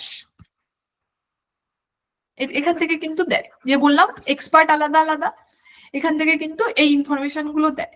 তাই এখান থেকে সংলাপ, গান, ইনফরমেশন, সঙ্গে সঙ্গে আনুষঙ্গিক তথ্যগুলো, যেমন কোন সাল, তার কোন থিয়েটারে প্রকাশিত হয়েছিল, কোন পত্রিকায় প্রকাশিত হয়েছিল, এগুলো আমাদের একটু দেখে রাখতে হবে নাটক বা প্রহসন থেকে। নাটক বা প্রহসন থেকে কি আর কোনো প্রশ্ন আছে বা আর কোনো অ্যাড করতে হবে? এবং এখানে 8টা প্রশ্ন দিলে হয়তো 3টে সংলাপ দেবে, 3-4টে, ঠিক আছে, 3টে সংলাপ দিল, 2টো গান দিল, একটা তোমার এই আনুষঙ্গিক তথ্য দেবেই দেবে, ঠিক আছে, আর একটা ইনফরমেশন দেবে, ধরো কোনো তথ্য দিয়ে দিল, তথ্য মানে এটা কোথায়, এটা কেন, ঠিক আছে, এটা কে বলেছে, এরকম। আচ্ছা, যদি প্রশ্ন না থাকে নেক্সট যাই, নেই তো প্রশ্ন, নেক্সট। এবার হচ্ছে আসল ইউনিট, প্রবন্ধ, রম্য রচনা বা আত্মজীবনী বা সাময়িক পত্র। এখান থেকে 8 থেকে 9টা প্রশ্ন দেয়, কিন্তু এখানে আমার কিছু বলার আছে। কোথা থেকে প্রশ্ন দেয় 100%, সেটা হচ্ছে প্রাচ্য পাশ্চাত্য, সেটা হচ্ছে রাজসুন্দর দেশের আমার জীবন এবং তত্ত্ববোধিনী। এই যে তত্ত্ববোধিনী মানে তোমার এই যে সাময়িক পত্র, এখান থেকে 2টো প্রশ্ন কনফার্ম, এখান থেকে একটা প্রশ্ন কনফার্ম, এখান থেকে একটা প্রশ্ন কনফার্ম। টোটাল কটা প্রশ্ন বলেছিলাম, 8টা কি 9টা প্রশ্ন, তার থেকে 2, 3, 4টে প্রশ্ন কিন্তু চলে যাচ্ছে। তাহলে 8টা প্রশ্ন থেকে আর 4টে বা 5টা প্রশ্ন বাকি থাকছে। বাদ বাকি যত প্রশ্ন, যত মানে প্রবন্ধ আছে তার মধ্যে থেকে এই 4 বা 5টা প্রশ্ন দেবে, ঠিক আছে। কিন্তু এই যে ছোট ছোট 3টে ইউনিট, তোমাদের 3টে সাব ইউনিট তোমাদেরকে আমি আইডেন্টিফাই করালাম, এই সাব ইউনিট 3টে কিন্তু খুব গুরুত্ব সহকারে পড়তে হবে। মানে 50% প্রশ্ন এই ছোট্ট জায়গা থেকে চলে আসছে, আর বাদ বাকি 50% কিন্তু এই বড় একটা জায়গা। তো এই বড় জায়গাটা তো আমি পড়বোই, কিন্তু চেষ্টা করতে হবে এই ছোট্ট জায়গা থেকে যেন প্রশ্ন ভুল না হয়। আশা করি বোঝাতে পারলাম। এইবার এই বড় জায়গার কোনগুলো বেশি ইম্পর্টেন্ট সেগুলো একবার দেবো। এই যে আবু সঈদ আইয়ুব খুব ইম্পর্টেন্ট, এই যে অমঙ্গলবোধ, অমঙ্গলবোধ আধুনিক কবিতা, সুন্দর বাস্তব, ভূমিকা এবং আধুনিক বাংলা কবিতা। কেন ইম্পর্টেন্ট? কারণ এই আবু সঈদ আইয়ুবটা কিন্তু এই যতগুলো প্রবন্ধ আছে তার মধ্যে থেকে একটু তুলনামূলক কঠিন, সেই জন্য এনটিএ মোটামুটি সব বছর এখান থেকে একটা করে প্রশ্ন রাখছেই। বুদ্ধদেব বসু ভীষণ ইম্পর্টেন্ট, এখানে রবীন্দ্রনাথ উত্তর সাধক আছে, যেটার কথা তোমাকে কিছুক্ষণ আগে তোমাদেরকে বললাম বা আপনাদেরকে বললাম, ঠিক আছে। রামায়ণ আছে, উত্তর 30 আছে, ঠিক আছে। এখানেও ওই তোমার বুদ্ধদেব বসু নিজের সম্বন্ধে একটু বলেছে, জীবনানন্দ দাস স্মরণে আছে, পুরানা পল্টন আছে। আমাকে আর পরবর্তী গুলো বলতে হবে না, আমি জাস্ট রাইটারের নামগুলো বলে যাচ্ছি যেহেতু টাইম শর্ট। অন্নদা শঙ্কর রায়ের এখানে একটা প্রশ্ন দেয়, খুব ইম্পর্টেন্ট কিন্তু এটা। এই অন্নদা শঙ্কর রায় এই যে ইগুলো আছে, প্রবন্ধগুলো আছে, খুব বড় না কিন্তু। জীবন শিল্পী রবীন্দ্রনাথ খুব ছোট্ট একটা প্রবন্ধ, ভারতীয় সংস্কৃতির স্বরূপ খুব ছোট্ট একটা প্রবন্ধ, এবং পারিবারিক নারী সমস্যা খুব ছোট্ট একটা প্রবন্ধ। কিন্তু মজার বিষয়, এখান থেকে কিন্তু প্রত্যেক বছর একটা করে প্রশ্ন থাকছে, তাই এই ইউনিটটা কিন্তু একটু গুরুত্ব দিতে হবে, একটু গুরুত্ব দিতে হবে। নেক্সট হচ্ছে অবনীন্দ্রনাথ ঠাকুর, শিল্পে অনধিকার এবং শিল্পে অধিকার, এই যে দুটো প্রবন্ধ আছে না, এই দুটো প্রবন্ধের কিছু কিছু লাইন এমন আছে যে কোনটা অধিকারের মধ্যে আছে, শিল্পে অধিকারের মধ্যে আছে, কোনটা শিল্পে অনধিকারের মধ্যে আছে, এটা আমরা কনফিউজড হয়ে যাই। ইন্ডিয়া কিন্তু এই সুযোগটাই নিচ্ছে, প্রত্যেক বছর লাইন তুলছে এবং বলছে বলো কোন প্রবন্ধের লাইন, শিল্প অধিকার, শিল্প অনধিকার, সঙ্গে আর দুটো প্রবন্ধ দিয়ে দিচ্ছে, দৃষ্টি ও সৃষ্টি সৌন্দর্যের সন্ধান। তো এই যে প্রবন্ধটা আছে, প্রবন্ধের প্রত্যেকটা লাইন, প্রত্যেকটা 4টেরই, ঠিক আছে, এখানে যে লাইন গুলো, প্রবন্ধের লাইন খুব ইম্পর্টেন্ট, লাইন তুলে এই জায়গা থেকে প্রশ্নটা দেয়, ঠিক আছে। নেক্সট হচ্ছে প্রমথ চৌধুরী, দেখো প্রচন্ড মিস্টেক হচ্ছে, মানে স্পেলিং। প্রমথ চৌধুরী, এখানে ভারতচন্দ্র বই পড়া খুব ইম্পর্টেন্ট একটা, ভারতচন্দ্র খুব ইম্পর্টেন্ট, মলাট সমালোচনা, সাধু মনঞ্চলী, সাহিত্য অশ্লীলতা, আলঙ্কারিক মত। এই সাহিত্য অশ্লীলতা এবং আলঙ্কারিক মত একটাই ইম্পর্টেন্ট আছে। দেখো সৌন্দর্য তত্ত্ব, সুখ না দুঃখ, অতিপ্রাকৃত, প্রথম প্রস্তাব, নিয়মের রাজত্ব, খড়গোসা শাস্ত্রী 3টে প্রবন্ধ আছে, বঙ্গীয় যুবক 3 কবি, নতুন কথা করা, বাংলা ভাষা। এদিকে বঙ্কিমচন্দ্রের দেখো মনুষ্যফল, বড়বাজার, মোটামুটি এই যে আর পড়ছি না, সমরণ বিষয়, প্রবর্তন নিবর্তকের সংবাদ। এই যে রামমোহন রায়, এখানে 13টা প্রশ্ন আছে এবং 13টা উত্তর আছে। প্রশ্ন করেছে প্রবর্তক এবং উত্তর দিয়েছে নিবর্তক। প্রবর্তক কি প্রশ্ন করেছে? প্রবর্তক সহমরণের পক্ষে প্রশ্ন করেছে, অর্থাৎ প্রবর্তক বলছে না সহমরণ হবে, সহমরণের পক্ষে, কেন সহমরণ হবে তার পক্ষে অনেকগুলো যুক্তি দেখিয়েছে প্রবর্তক। নিবর্তক বলছে না সহমরণের কোনো দরকার নেই, কেন দরকার নেই তার পিছনে এবং অনেক যুক্তি দেখিয়েছে নিবর্তক। এবং প্রবর্তক ঠিক যেমন ভাবে যুক্তি দেখিয়েছেন তার সঙ্গে অনেক রেফারেন্স টেনেছেন, এই বলেছে এই পুরাণে, সেই বলেছে ওই পুরাণে, ওই বলেছে, ঠিক তেমন ভাবে নিবর্তকও কিন্তু যেমন যুক্তি দেখিয়েছে যে এর কোনো প্রয়োজন নেই, তেমন ভাবে অনেকগুলো রেফারেন্স টেনেছে, ঠিক আছে। তো এই হচ্ছে সহমরণ বিষয়ক প্রবর্তক ও নিবর্তকের সংবাদ, প্রথম প্রস্তাব, ঠিক আছে, রামমোহন রায়ের মোটামুটি প্রবন্ধ। আচ্ছা বলো, প্রবন্ধ, রম্য রচনা, আত্মজীবনী এবং সাময়িক পত্র নিয়ে কারোর কোনো প্রশ্ন? আর হ্যাঁ, ইউজিসি নেটের জন্য নয় বাট সেটের জন্য এখানেও কিন্তু পত্রিকা গুরুত্বপূর্ণ, পত্রিকা এবং প্রকাশকাল। বলো, কোনো প্রশ্ন আছে এই ইউনিটটা নিয়ে? ম্যাম এখান থেকে বইগুলো কি কি বই নেব? এখান থেকে আলাদা করে একদম টেক্সট পড়তে হবে। তো তোমাদের কাছে যদি পিডিএফ না থাকে তুমি স্যারকে একবার পাঠিও, ঠিক আছে, আমি স্যার তোমাদেরকে পিডিএফ পাঠিয়ে দেবে, আমি স্যারকে পাঠিয়ে দেবো। এর একটা পিডিএফ পাওয়া যায় প্রবন্ধের, ঠিক আছে, যেখানে প্রত্যেকটা প্রবন্ধ আছে। পিডিএফটা পড়তে হবে, আলাদা আলাদা বই কিনতে গেলে অনেক খরচা পড়ে যাবে। যদি তোমরা মনে করো যে আলাদা বই কিনে নেবে তাহলে দেশ পাবলিকেশনে চলে যাবে, বলে প্রবন্ধগুলো দেখিয়ে দেবে, ওরা আলাদা আলাদা বই দিয়ে দেবে।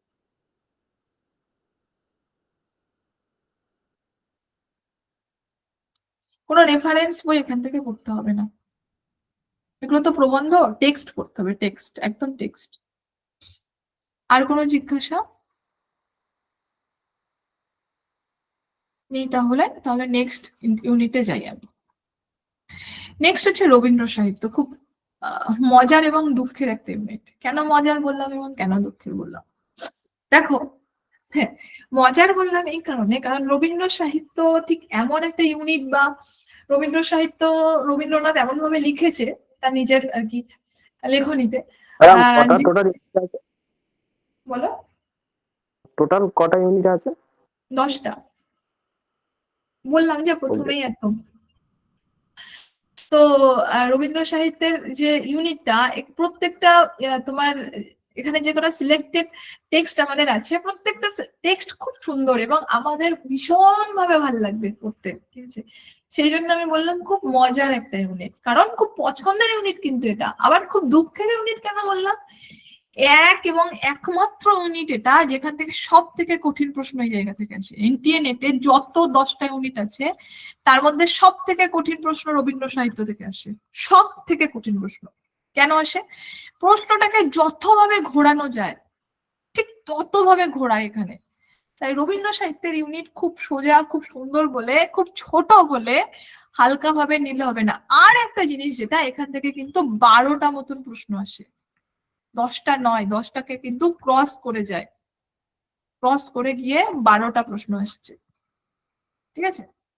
তো চিত্রা পুনশ্চ নবজাতক, এই যে 3টে কাব্যগ্রন্থ আমাদের আছে রবীন্দ্র সাহিত্যে, এতদিন পর্যন্ত, ধরো কিছুদিন আগে পর্যন্ত এখান থেকে কোথায় বসে কবিতা লেখা হয়েছে, কোন পত্রিকার প্রকাশিত হয়, চিত্রার আন্ডারে ধরো কিছু কবিতা আছে, সেই কবিতাগুলো কোথায় বসে লেখা হয়েছে, এই কবিতাটা কোন কাব্যগ্রন্থের অন্তর্গত, কোন পত্রিকায় প্রকাশিত হয়েছে, প্রকাশ সাল কত, ঠিক আছে, এরকম ধরনের প্রশ্ন আসতো। কিন্তু 2022 সালের পর থেকে, 2021-এও মনে হয় এসছে, 22-এর পর থেকে কিন্তু একদম পাতি তুলে লাইন দিচ্ছে, মানে লাইন তুলে প্রশ্ন দিচ্ছে, কোনো পত্রিকা টত্রিকা নয়, একদম লাইন তুলছে। চিত্রা থেকে লাইন, চিত্রার যে মানে কবিতাগুলো আছে সেই কবিতাগুলো থেকে লাইন তুলছে, লাইন তুলে একদম মানে মানে ট্রলি প্রশ্ন করছে এটা কোন কবিতার লাইন, 4টে কবিতার নাম দিয়ে দিচ্ছে, ঠিক আছে?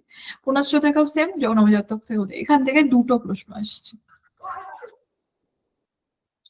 উপন্যাস ঘরে বাইরে চতুরঙ্গ, ঠিক আছে, ঘরে বাইরে খুব মানে সুন্দর একটা উপন্যাস, কিন্তু একটু বড়।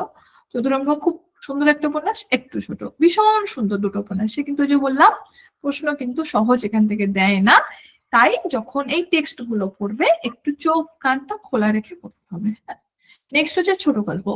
এখানে টোটাল 5টা ছোট গল্প আছে, নিশীথে, দুরাশা, স্ত্রীর পত্র, হৈমন্তী, ল্যাবরেটরি। এখান থেকে কোনো বার নিশীথ থেকে সিম্পলি প্রশ্ন দিয়ে দেয়, কোনো বার দুরাশা থেকে দেয়, কোনো বার স্ত্রীর পত্র, কোনো বার হৈমন্তী, কোনো বার ল্যাবরেটরি। কিন্তু কোনো বার আবার 4টে থেকে প্রশ্ন, 5টা থেকে প্রশ্ন দেয়, দিয়ে একটা প্রশ্নের মধ্যে 5টা প্রশ্ন দিয়ে দেয়, মানে বুঝতে পারলাম, 5টা প্রশ্ন একটা প্রশ্নের মধ্যে দিয়ে দেয়। তাই এখান থেকে মোটামুটি প্রশ্নের যদি সংখ্যা ধরি তাহলে একটা প্রশ্নই আসে। কিন্তু এই যে 5টা যে ছোট গল্প আছে, 5টা ছোট গল্পই কিন্তু ইম্পর্টেন্ট, একটা প্রশ্ন আসলেও 5টা ছোট গল্প ইম্পর্টেন্ট, 5টা প্রশ্ন আসলেও 5টা ছোট গল্প ইম্পর্টেন্ট, ঠিক আছে? নেক্সট হচ্ছে নাটক, অচলায়তন এবং মুক্তধারা। এখানে সব থেকে ইম্পর্টেন্ট যেটা, সেটা হচ্ছে গান, খুব ইম্পর্টেন্ট, সবার আগে গান পড়তে হবে, তারপরে সংলাপ, তারপরে হচ্ছে সংলাপের পর ইনফরমেশন, ঠিক আছে? নেক্সট হচ্ছে প্রবন্ধের ইউনিট আসছে, রবীন্দ্র প্রবন্ধগুলো। এখান থেকে কিন্তু 2টো প্রশ্ন, ঠিক আছে? মেঘদূত, ছেলে ভোলানো ঝরা, বঙ্কিমচন্দ্র, সাহিত্যের তাৎপর্য, তথ্য সত্য বাস্তব, সাহিত্যের নবত্ব। এই যে প্রবন্ধগুলো আছে, এই প্রবন্ধের মধ্যে আবার একটা প্রশ্ন দেয় যে প্রকাশ কাল অনুযায়ী, পরপর 2 বছর দিচ্ছে, পরপর 2 বছর দিচ্ছে এই প্রশ্নটা, প্রকাশ কাল মানে রবীন্দ্রনাথের যে প্রবন্ধগুলো আমাদের দেওয়া আছে তার প্রকাশ কাল অনুযায়ী প্রবন্ধের ক্রম সাজাও। তাই এর প্রকাশ সাল অনুযায়ী সেই ক্রমটা আমাদের একটু লিখে নিতে হবে, আমি যখন পড়াবো তখন বলে দেবো, ঠিক আছে? আমি আগের ব্যাচেও বলে দিয়েছি। আর এখান থেকে ওই তোমার একটা করে লাইন তুলে দেয়, দিয়ে বলে কোন প্রবন্ধের অন্তর্গত, ঠিক আছে? তো এরকম ধরনের প্রশ্ন আর কি প্রবন্ধ থেকে দিচ্ছে। নেক্সট ভ্রমণ সাহিত্যের মধ্যে আছে যেটা জাপান যাত্রী ইম্পর্টেন্ট, এবং আত্মজীবনী, জীবনস্মৃতি। জীবনস্মৃতির মধ্যে আবার প্রচুর গান আছে, আর কি স্কুল আছে, আর কি অনেক মানে শিক্ষক, আর কি ইনফরমেশন।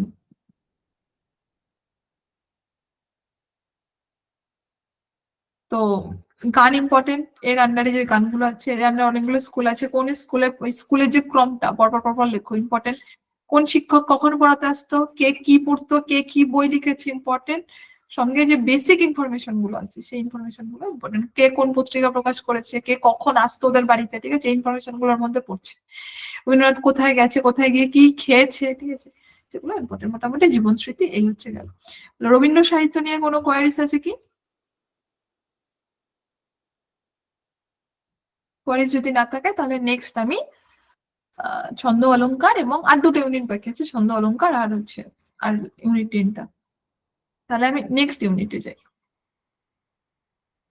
নেক্সট ইউনিট হচ্ছে ছন্দ অলংকার। এই ছন্দ অলংকারের যে ইউনিট আছে, এই ইউনিটে ছন্দ আছে এবং অলংকার আছে।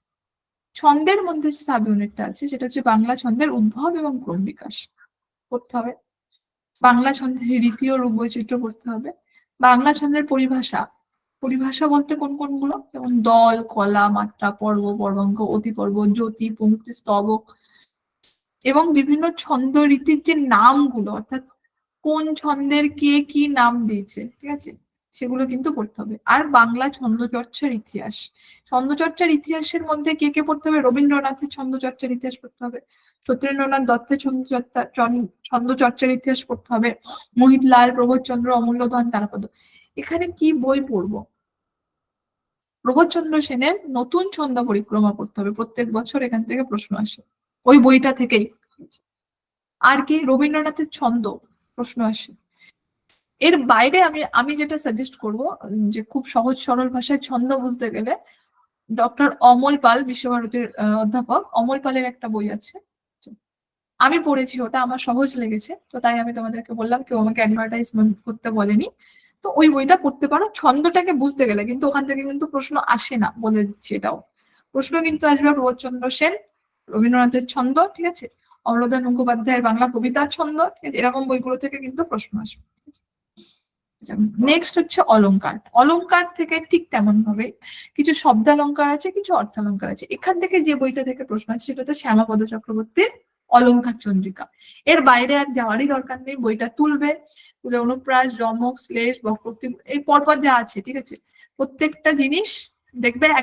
ধরো অনুপ্রাস একদম শুরু দিল, ঠিক আছে, একদম ধরো ভূমিকা, তারপরে প্রচুর মানে লেখা আছে, ঠিক আছে, লেখার পরে আবার অনেকগুলো ছন্দ দেওয়া আছে, সরি অনেকগুলো অলংকার দেওয়া আছে প্র্যাকটিসের জন্য। এই লেখাগুলো পড়বে, পড়ে দাগ দেবে কোনগুলো কোন ইনফরমেশন গুলো ইম্পর্টেন্ট, এবং সঙ্গে অলংকার গুলো প্র্যাকটিস করবে। এই যে শ্যামাপদ চক্রবর্তীর মানে অলংকার চন্দ্রিকার বাইরে আজও পর্যন্ত এখান থেকে কোনো প্রশ্ন আসেনি, ওই বইটা ফলো করলেই মোটামুটি অলংকার কমন। আচ্ছা বলো, ছন্দ অলংকার নিয়ে কোনো প্রবলেম আছে? আর হ্যাঁ, এখান থেকে কিন্তু মোটামুটি 6টা প্রশ্ন দেয়, 4টে প্রশ্ন কিন্তু মিসিং। এই 4টে প্রশ্ন কোথায় ঢোকাবে পরে আমি বলে দিচ্ছি, 6টা প্রশ্ন দেয়। তাহলে এটা নিয়ে আর কোনো কোয়ারিজ আছে, কোনো ইনফরমেশন আর লাগবে?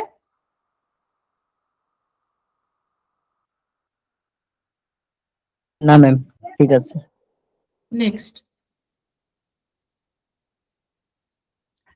নেক্সট হচ্ছে ইউনিট 10, ভারতীয় পাশ্চাত্য কাব্যতত্ত্ব। এখানে মানে ভারতীয় কাব্যতত্ত্ব যেটা আছে তার মধ্যে অলংকারবাদ আছে, রীতিবাদ আছে, রসবাদ আছে, ধ্বনিবাদ আছে, অচিত্র কাব্য, ঔচিত্র এবং বক্রোক্তি। এখান থেকে মোটামুটি 2 থেকে 3টে প্রশ্ন দেয়, কোনো বছর 2টো দিচ্ছে, কোনো বছর 3টে দিচ্ছে, ঠিক আছে। উজ্জ্বল নীলমণি থেকে 2টো প্রশ্ন, ঠিক আছে, পোয়েটিক্স থেকে 3টে প্রশ্ন, মোটামুটি সব মিলিয়ে এখান থেকে কোনো বছর 6টা, কোনো বছর 7টা, বেশিরভাগ বছর 6টা দেয়। এই হলো তোমার ভারতীয় পাশ্চাত্য কাব্যতত্ত্ব। কেমন প্রশ্ন দেয়? খুব এগুলো তো ইনফরমেশন, একদম তত্ত্ব, ঠিক আছে, সত্যি তাত্ত্বিক প্রশ্ন দেয়, এটা কে বলেছে, হ্যাঁ। উজ্জ্বল নীলমণিতে ধরো একটা দিল, এটা কোন প্রকরণের মধ্যে, নায়ক কয় প্রকার, নায়িকা কয় প্রকার, ঠিক আছে, হরিপ্রিয়া বলতে কি বোঝানো হচ্ছে, শৃঙ্খল প্রকরণের মধ্যে কি কি পড়ছে, এমন ধরনের প্রশ্ন বেসিক্যালি থাকে। এবার অ্যারিস্টটল পোয়েটিক্স এর মধ্যেও সেম ভাবে, ঠিক আছে, তোমার ট্র্যাজেডি কি, ট্র্যাজেডির কটা ভাগ আছে, ঠিক আছে, অমুক ট্র্যাজেডি কি, তমুক ট্র্যাজেডি কি, হামার্তিয়া কি, ঠিক আছে, এরকম ধরনের প্রশ্ন মোটামুটি অ্যারিস্টটল পোয়েটিক্স এ থাকে। এবার বলো, মোটামুটি আমার সিলেবাস বোঝানো কমপ্লিট, ঠিক আছে। এই যে টোটাল 10টা ইউনিট আমি বোঝালাম, এই 10টা ইউনিট নিয়ে বা গোটা সিলেবাসটা নিয়ে আর কারোর কোনো প্রশ্ন আছে কি?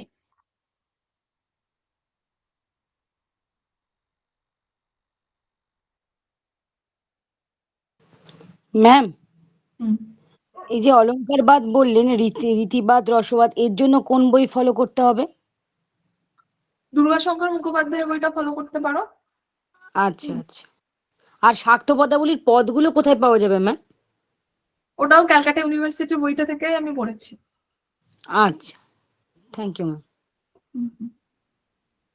ইউনিট 2 প্রথমগুলো একটু দেখান। ইউনিট 10 কোন বই বললেন?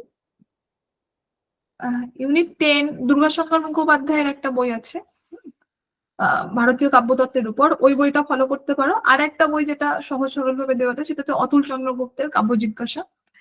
এই দুটো ফলো করলে মোটামুটি। আর একটা জিনিস, হ্যালো, একটু জুম করলে ভালো হয়। আরেকটা জিনিস যে ওইখান থেকে কিন্তু মুখস্থ করার কিছু নেই। এই যে ইউনিট 10 এর যে ভারতীয় কাব্যতত্ত্ব বললাম, বা তোমার ট্র্যাজেডি বললাম, বা তোমার উজ্জ্বল নীলমণি বললাম, এখান থেকে যেটা করতে হবে সেটা হচ্ছে একদম বুঝতে হবে, বুঝে বুঝে করতে হবে। আমি চেষ্টা করবো আগামীকাল ইউনিট 10 এর ভারতীয় কাব্যতত্ত্বের একটা পার্ট নিয়ে নেওয়ার, পড়ানোর জন্য আমি চেষ্টা করবো, ঠিক আছে? তো দেখা যাক কতদূর কি সাকসেসফুল হতে পারি। আচ্ছা, আর কোনো জিজ্ঞাসা আছে? তাহলে আমি একটু এটা পড়াবো আর কি, একেই করে। ম্যাডাম বলছিলাম যে ছোট গল্পগুলো কিংবা উপন্যাসগুলো কিংবা নাটকগুলো সাজেশন করে পড়া যায় না? না, ওখানে কোনো সাজেশন লাগবে না, মানে মানে হবে না, মানে সাজেশন করলে তুমি ঠকে যাবে। আচ্ছা। কিন্তু দেখতে পাচ্ছি ম্যাডাম যে প্রিভিয়াস ইয়ার গুলোর কোশ্চেন গুলো দেখে যে ও এইবার যেটা দিয়েছে সেটা তার আগের বার দেয়নি, তার আগের বার যেটা দিয়েছে ওখান থেকে ওটা দেয়নি, এরকম তো করছে ম্যাডাম উপন্যাস নাটকগুলোর ক্ষেত্রে। প্রত্যেকবার কি করছে? আমিও কিন্তু প্রিভিয়াস ইয়ার দেখেছি বা দেখি প্রত্যেক দিন। করছে না, একটু ভালো করে দেখো। আচ্ছা। কারণ ধরো এবার আমি মেনে নিলাম পথের পাঁচালী দিইনি, তার মানে পরের বছর যে পথের পাঁচালী দেবে না বা দেবে এরকম কোনো গ্যারান্টি নেই, বা এবার পথের পাঁচালী দিয়েছে মানে পরের বছর পথের পাঁচালী দেবে না তারও কিন্তু গ্যারান্টি নেই, বিশেষ করে ওই ম্যাডাম একটু ডাউন করুন, ওই একটু নিচের দিকে।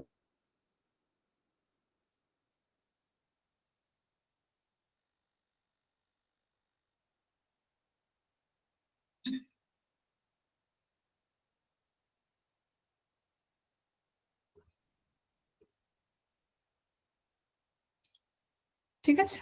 হলো, এবার তাহলে ওকে। কোয়ারিজ নেই তো? যদি না থাকে তাহলে আমি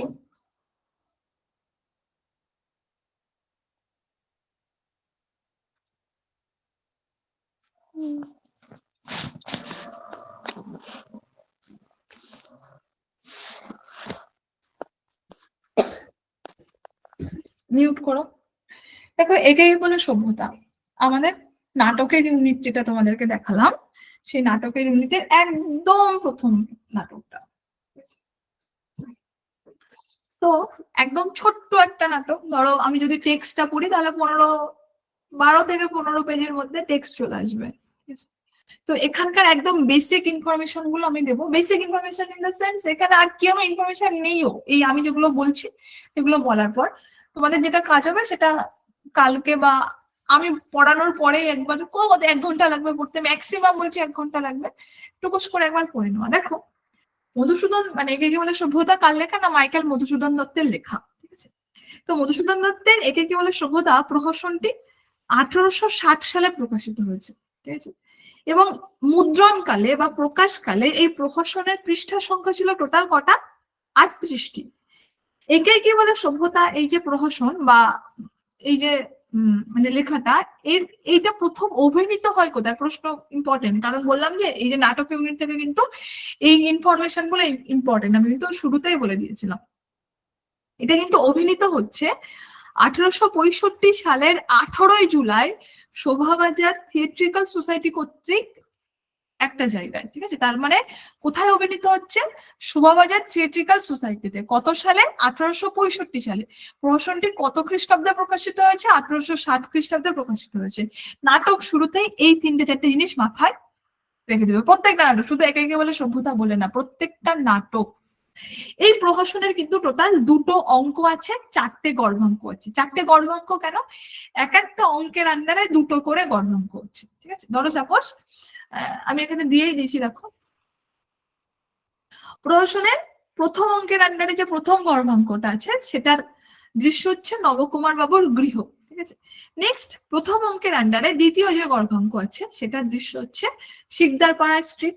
নেক্সট, দ্বিতীয় অঙ্ক চলে আসছে এবার আমরা, এই দ্বিতীয় অঙ্কের আন্ডারে প্রথম যে গর্ভাঙ্ক সেটার দৃশ্য হচ্ছে সভা, এবং দ্বিতীয় অঙ্কের আন্ডারে দ্বিতীয় যে গর্ভাঙ্ক সেটার দৃশ্য হচ্ছে নবকুমার বাবুর শয়ন মন্দির। এখান থেকে প্রশ্ন এসছে একবার, পরপর দিয়েছে, দিয়ে বলেছে ক্রম সাজাও, ঠিক আছে? পরপর 4টে গর্ভাঙ্ক দিয়েছে, দিয়ে বলেছে এই 4টে গর্ভাঙ্কের ক্রম সাজাও। তাই এই 4টে গর্ভাঙ্ক কিন্তু আমাদের একটু ভালো করে দেখতে হবে পরপর বিষয়টা। এবার আমরা শুধু যদি নোট মুখস্থ করতে থাকি তাহলে কিন্তু এটা আমাদের মনে থাকবে না।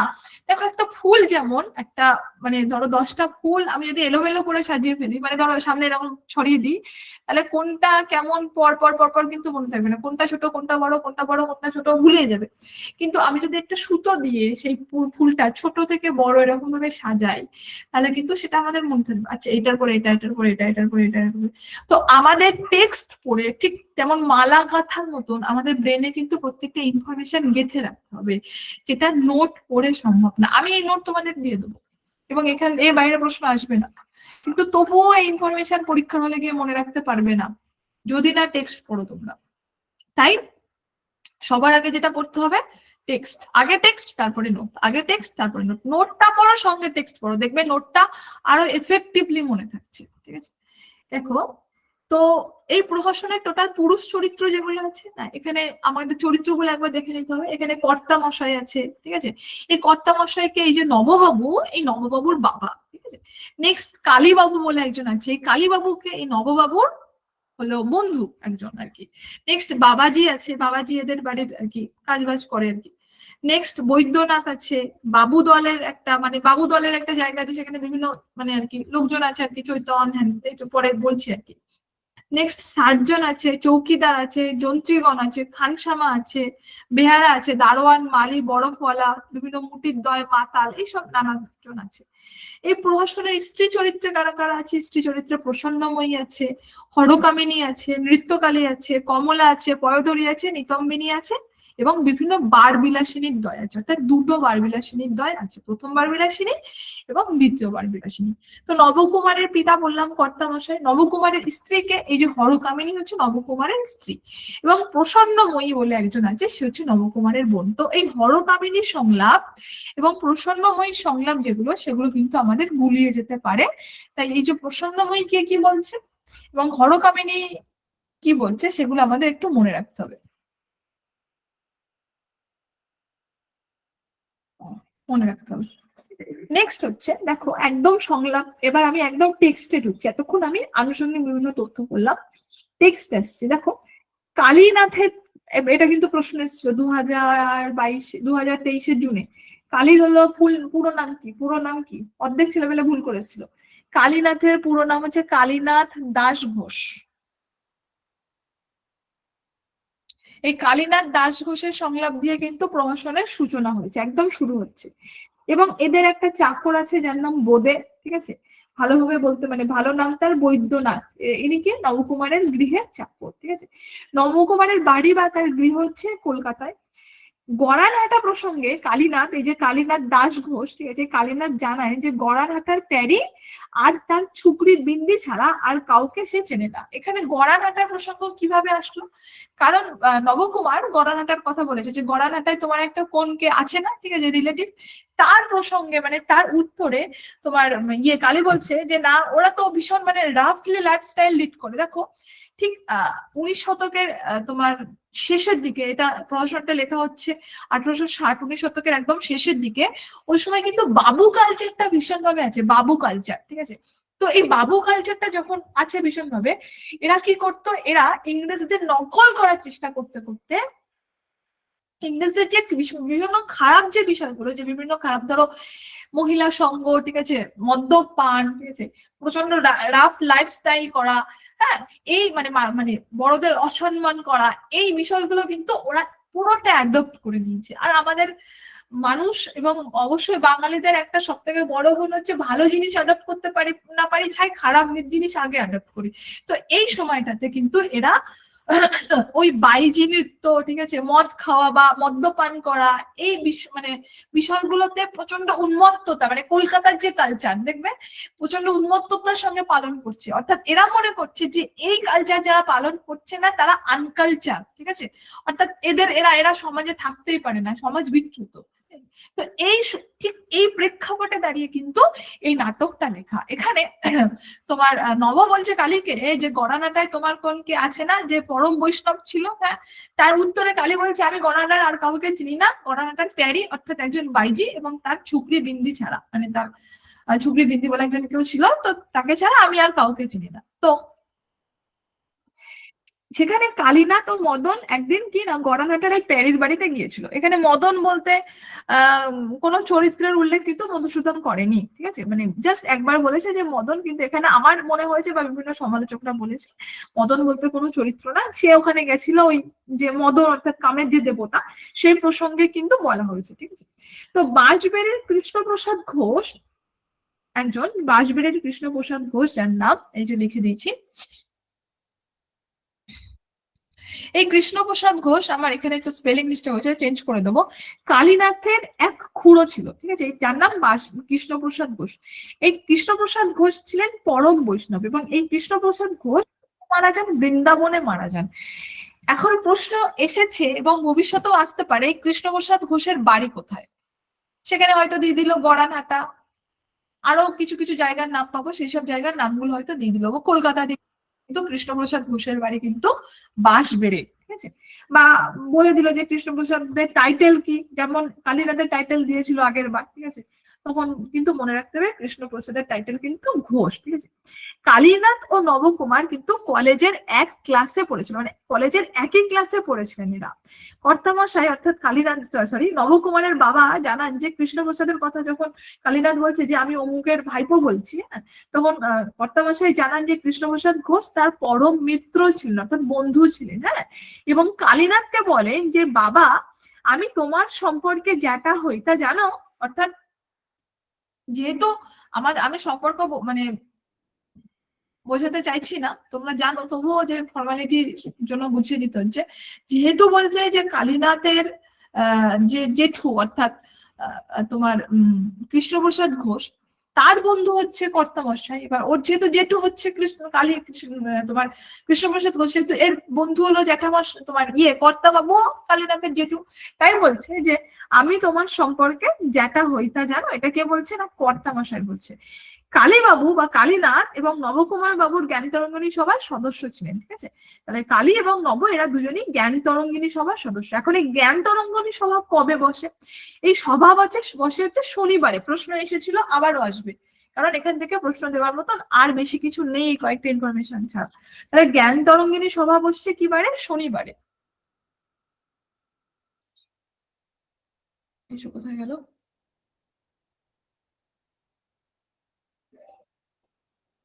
শনিবার। এবং কালীনাথ জানায় যে এই সভায় একত্রে হয়ে সবাই ধর্মশাস্ত্রের আন্দোলন করে, কিন্তু না, এটা সম্পূর্ণ ভুল একটা ইনফরমেশন। কালীনাথ কাকে দিচ্ছে? কালীনাথ কর্তামশাইকে দিচ্ছে। এরা এই সভার নাম করে এখানে মানে তোমার সুরাপান করছে বা মদ্যপান করছে, বিভিন্ন বাইজি নৃত্য করছে, এইসব মানে অর্থাৎ মানে হয় না মানে উচ্ছৃঙ্খল জীবনযাপন করছে এই সভার নাম করে, ঠিক আছে। এই জ্ঞান তরঙ্গিনী যে সভা, এই সভাটি বসে শিকদারপাড়া স্ট্রিটের একটা গলিতে, হ্যাঁ। তাহলে প্রশ্ন আসতে পারে যে জ্ঞান তরঙ্গিনী সভা কোথায় বসে, বা ধরো এই যে জায়গার নামগুলো আমাদের একটা সাইট করতে হবে, ঠিক আছে, যে কি কি জায়গার নাম, যেমন গড়ানহাটা পেলাম, বাঁশবেড়ে পেলাম, এই যে শিকদারপাড়া স্ট্রিট পেলাম, ঠিক আছে। তো শিকদারপাড়া স্ট্রিটে কিন্তু এই জ্ঞান তরঙ্গিনী সভা বসে। কালীনাথ জানাচ্ছে যে তাদের শিক্ষক হলেন কেনারাম বাচস্পতি মহাশয়। এই কেনারাম বাচস্পতি মহাশয় কে ছিলেন? ইনি ছিলেন সংস্কৃত কলেজের প্রধান অধ্যাপক। এটা কে জানাচ্ছে? কালীনাথ জানাচ্ছে। কাকে জানাচ্ছে? কালীনাথ জানাচ্ছে তার যে মানে নবর যে বাবা তাকে, অর্থাৎ কর্তামশাইকে জানাচ্ছে। নবকুমার এবং কালীনাথ কর্তামশাইকে জানায় যে তারা সভাতে জয়দেবের গীত গোবিন্দ এবং শ্রীমদ ভগবত গীতা অধ্যয়ন করে, ঠিক আছে। কর্তামশাই জয়দেবকে কবিকুল তিলক ভক্তি রসসাগর বলেছেন। প্রশ্ন আসতে পারে কবিকুল তিলক ভক্তি রসসাগর কে কাকে বলেছেন? সুতরাং ইম্পর্টেন্ট। কালীনাথ ও নবকুমার সভার উদ্দেশ্যে যখন বের হয় তখন কটা? 5টা বাজেনি, ঠিক আছে। তখন কিন্তু 5টা, প্রশ্ন অলরেডি চলে এসছে এটা, ঠিক আছে, তখন 5টা বাজেনি। হয়তো যদি প্রশ্ন আসে যে কালীনাথ এবং নবকুমার সবার উদ্দেশ্যে যখন বেরোয় তখন 5টা বাজে, তখন সেটা কি ভুল হবে না ঠিক হবে? ভুল হবে, কিন্তু তখনও কিন্তু 5টা বাজেনি। এবং আমি যে বারবিলাসিনীর দ্বয়ের কথা উল্লেখ করেছি সেখানে 2টো বারবিলাসিনীর কথা তখন বলেছিলাম একদম প্রথমে। তার মধ্যে প্রথম বারবিলাসিনীর নাম ঠাকি এবং দ্বিতীয় বারবিলাসিনীর নাম বামা। এটা কিন্তু আমাদের মনে রাখতে হবে, প্রথম বারবিলাসিনীর নাম কি এবং দ্বিতীয় বারবিলাসিনীর নাম কি, কারণ এখান থেকে বললাম খুব সোজা সোজা প্রশ্ন দেয়, তাই এই ছোট্ট ছোট্ট তথ্যগুলো কিন্তু ভুললে চলবে না। তাহলে প্রথমটার নাম কি এবং দ্বিতীয়টার নাম কি কিন্তু ভুললে চলবে না। দ্বিতীয়বার মানে দ্বিতীয় যে বারবিলাসিনী প্রথম বাবাজিকে দেখেছে, তাহলে বাবাজি বলে একজন ছিল যাকে কর্তামশাই পাঠিয়েছিল এই নব এবং কালী কোথায় যাচ্ছে সেটা খোঁজ আনার জন্য। তো যথারীতি শিকদারপাড়া স্ট্রিটে এসে সেই বাবাজি মানে ঘুরছে এদিক ওদিক এদিক ওদিক ঘুরছে, ঠিক আছে। তো সেখানে এসে এই যে দ্বিতীয় বারবিলাসিনী যার নাম বামা, সে প্রথম বাবাজিকে দেখেছে এবং প্রথমবার বিলাসিনী বাবাজিকে বলেছে রসের বৈরাগী ঠাকুর যেন তুলসী বনের বাঘ, ঠিক আছে। তো এই মানে রসের বৈরাগী ঠাকুর যেন তুলসী বনের বাঘ বলে ঠাট্টা করেছেন কিন্তু প্রথমবার বিলাসিনী বাবাজিকে। ওদের তো অমনি কাজ বা ওরকমই একটা কালচার, তাই না? তো ওরকম বলে ঠাট্টা করেছে। এখন দ্বিতীয়বার বিলাসিনী আবার বাবাজিকে ঠাট্টা করে বলেছে যে পাঁচশিকে পেলেই সে বাবাজির বৈষ্ণবীর ভেগ ধরতে পারবে, অর্থাৎ বাবাজির তো কোনো বৈষ্ণবী ছিল না বা সে তো বিয়ে টিয়ে করেনি, সেই জন্য দ্বিতীয়বার বিলাসিনী বলেছে যে সে মানে বাবাজি যদি দ্বিতীয়বার বিলাসিনীকে পাঁচশিকে দেয় তাহলে সে তার বৈষ্ণবী অর্থাৎ তার স্ত্রীর মানে একটা রূপ নিতে পারে বা তার স্ত্রী সাজতে পারে, ঠিক আছে, ভেগ ধরতে পারে। এখন এই প্রসঙ্গে বলে রাখি যে এই সময় যখন খুঁজছিল বাবাজি যখন এদেরকে, তখন কিন্তু এখানে আবার সার্জেন্ট ধরেছে বাবাজিকে যে হ্যাঁ তুমি এখানে কেন এই এত রাতে মানে ধরে মারধর দিচ্ছিল। তখন আবার বাবাজি সার্জেন্টকে 4 টাকা ঘুষ দিয়েছিল, ঠিক আছে। কত টাকা? খুব ইম্পর্টেন্ট। তাহলে বাবাজি সার্জেন্টকে 4 টাকা কিন্তু ঘুষ দিয়েছিল, খুব ইম্পর্টেন্ট। এবং কত টাকা চেয়েছিল দ্বিতীয়বার বিলাসিনী? 500 4 টাকা ঘুষ দিয়েছিল। এবং শিকদার পাড়ার যে বাড়িতে জ্ঞানতরঙ্গিনী সভা বসেছিল সেই বাড়ির দারোয়ানের একটা নামের উল্লেখ পাই আমরা, তার নাম হচ্ছে কাদের মিয়া, ঠিক আছে, তার নাম হচ্ছে কাদের মিয়া। মালি মানে যে আর কি ফুল বিক্রি করে সেই মালি বেলফুল এবং বরফওয়ালা বরফ নিয়ে আসে কিন্তু এই বাড়িতে, ঠিক আছে। নিতম্বিনী বলে একজন আছে, সেই নিতম্বিনী জানায় যে গতকাল কালীবাবু তাকে ব্রান্ডি খাইয়েছিল, অর্থাৎ কালীবাবু বলতে এই কালীনাথ দাস ঘোষ, ঠিক আছে, ব্রান্ডি খাইয়েছিল আর সে কারণে তার মাথাটা যেন এখনো ঘুরছে, ঠিক আছে। পয়োধরী বলে একজন আছে, এরা দুজন নৃত্য করে, বুঝলে। পয়োধরী বলে একজন আছে, তো এই পয়োধরীর অন্যতম একজন প্রিয় মানুষ ছিল যার নাম সদানন্দ বাবু। এই নামটুকুর উল্লেখ পাই, এর থেকে বেশি আমরা কিছু পাই না। তাহলে নিতম্বিনী যে প্রিয় মানুষ তার নাম হচ্ছে কালীবাবু এবং পয়োধরীর প্রিয় মানুষ হচ্ছে সদানন্দ বাবু। এটা যেন ভুলে যায় না, এই নিতম্বিনী যেন আবার সদানন্দ বাবু নাম হয়ে যায় না, পয়োধরী যেন আবার কালীবাবু নাম হয়ে যায় না, ঠিক আছে। বাবাজির উদ্দেশ্য কি ছিল? বাবাজির উদ্দেশ্যে তোমার তোমার যে ওদেরকে অর্থাৎ তোমার কালীনাথ এবং তোমার নবকুমারকে খুঁজে বার করা, এটা ছিল বাবাজির উদ্দেশ্য। তো তখন কালীবাবু বলছে যে বাবাজিকে উদ্দেশ্য করে বলছে যে একে ধরে একটু ফাউল কাটলেট কিংবা মটন চাপ খাইয়ে দিতে হতো। কেন বলেছে? কারণ হচ্ছে ফাউল কাটলেট বলতে তোমার মারধর দিতে বলেছে, যেহেতু ওদের পিছন পিছন এসছে এবং সেটা দুর্ভাগ্য বা সৌভাগ্যবশত কালীনাথ এবং নবকুমার দেখতে পেয়েছে যে বাবাজি চলে এসছে এই পর্যন্ত, ঠিক আছে। তো জ্ঞানতরঙ্গিনী সভার আরো অনেক অনেক সদস্য আছে, আরো কয়েকজন, তাদের মধ্যে উল্লেখযোগ্য কয়েকজন সদস্যের নাম বলছি। তারা হলেন চৈতন্য, বলাই, শিবু এবং মহেশ, ঠিক আছে। তো এখানে একজন ইংরেজি ব্যাকরণবিদের নাম উল্লেখ পাই আমরা, এই প্রশ্নটা অলরেডি চলে এসছে, যার নাম হচ্ছে লিন্ডলি মর। লিন্ডলি মরিজো নিচে রেখেছি।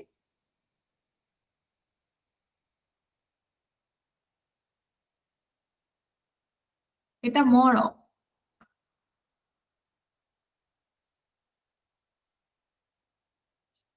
শিবু বলে একজন আছে, অর্থাৎ যাদের নাম উল্লেখ করলাম চৈতন্য, বলাই, শিবু, মহেশ, তাদের মধ্যে শিবু এই সভার কর্ম আরম্ভ করতে বলেছে, হ্যাঁ।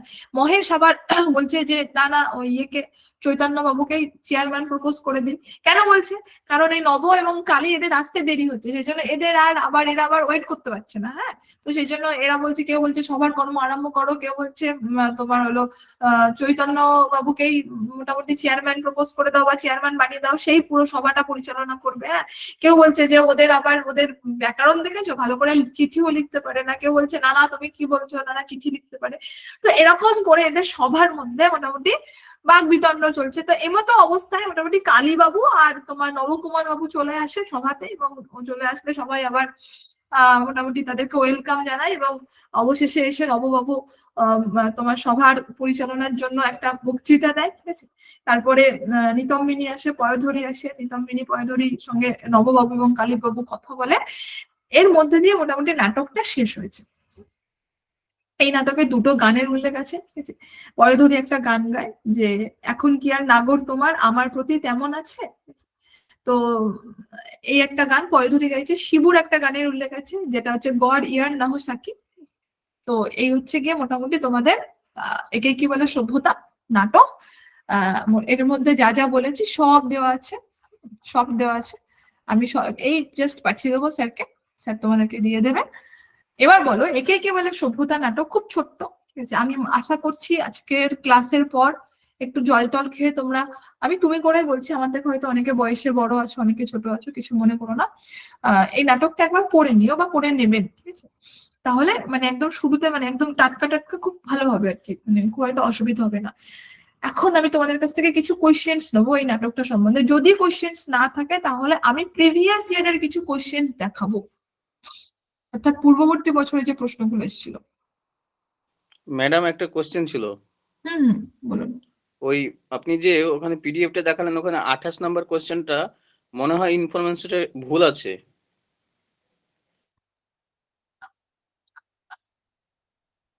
শিকদারপাড়া যে বাড়িতে রঙ্গিনী সভা আছে দারোয়ানের নাম কাদের মিয়া, কি নাম ছিল? ওটা দারোয়ানের নাম হবে না, ওই যে দুজন মুটিয়ে এসেছিল তার মধ্যে একজন যে দ্বিতীয় মুটিয়ে ছিল তার নাম ছিল কাদের মিয়া দিদি। এটা ঠিক আছে, বেশ, আমি আরেকবার দেখে নেবো, দেখে আমি তাহলে কারেকশন করে পাঠিয়ে দেবো। আচ্ছা বলো, নাটকের মক টেস্ট না, সরি সরি সরি সরি,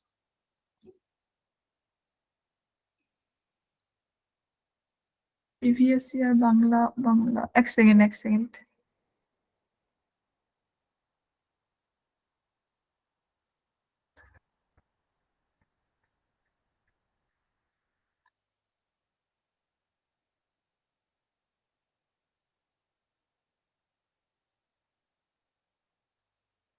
দেখো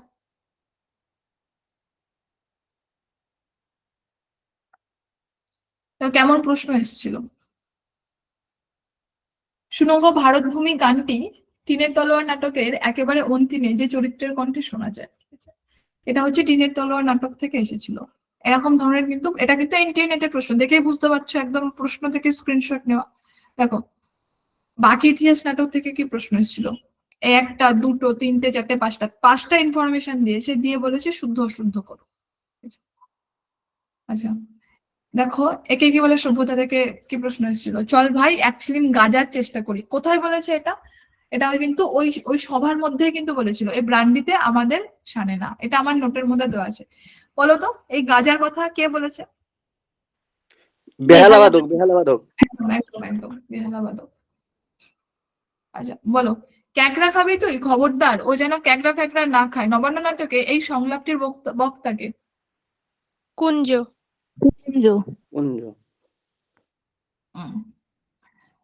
তাহলে প্রশ্ন কিন্তু খুব একটা কঠিন আসে না, আশা করি বোঝাতে পারছি। জমিদার দর্পণ নাটকে ডাক্তার ক্যানিংহামের বয়স কত?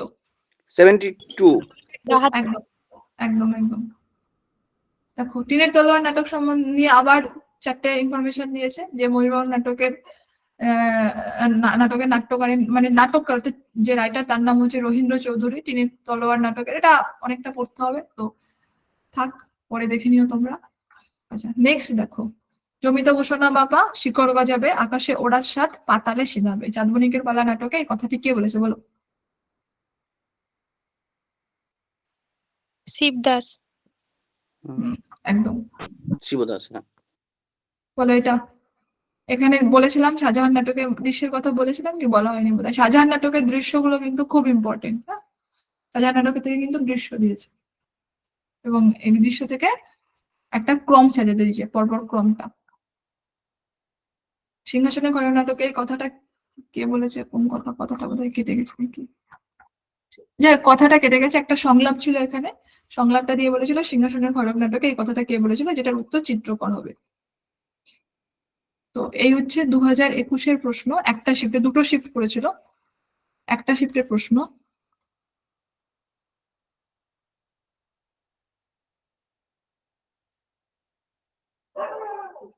দেখো এই একটা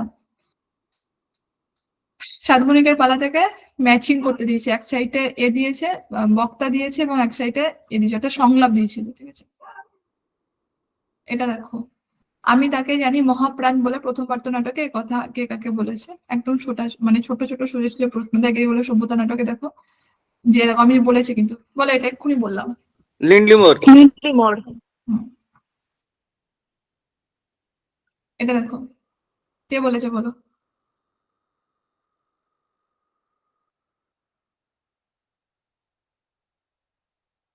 প্রবীর। এটা প্রবীর হবে কি? প্রবীর। হুম হুম হুম। নবান্ন নাটক অবলম্বনে দেখো।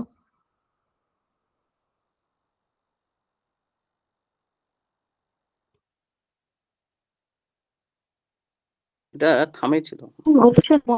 থামে থামে।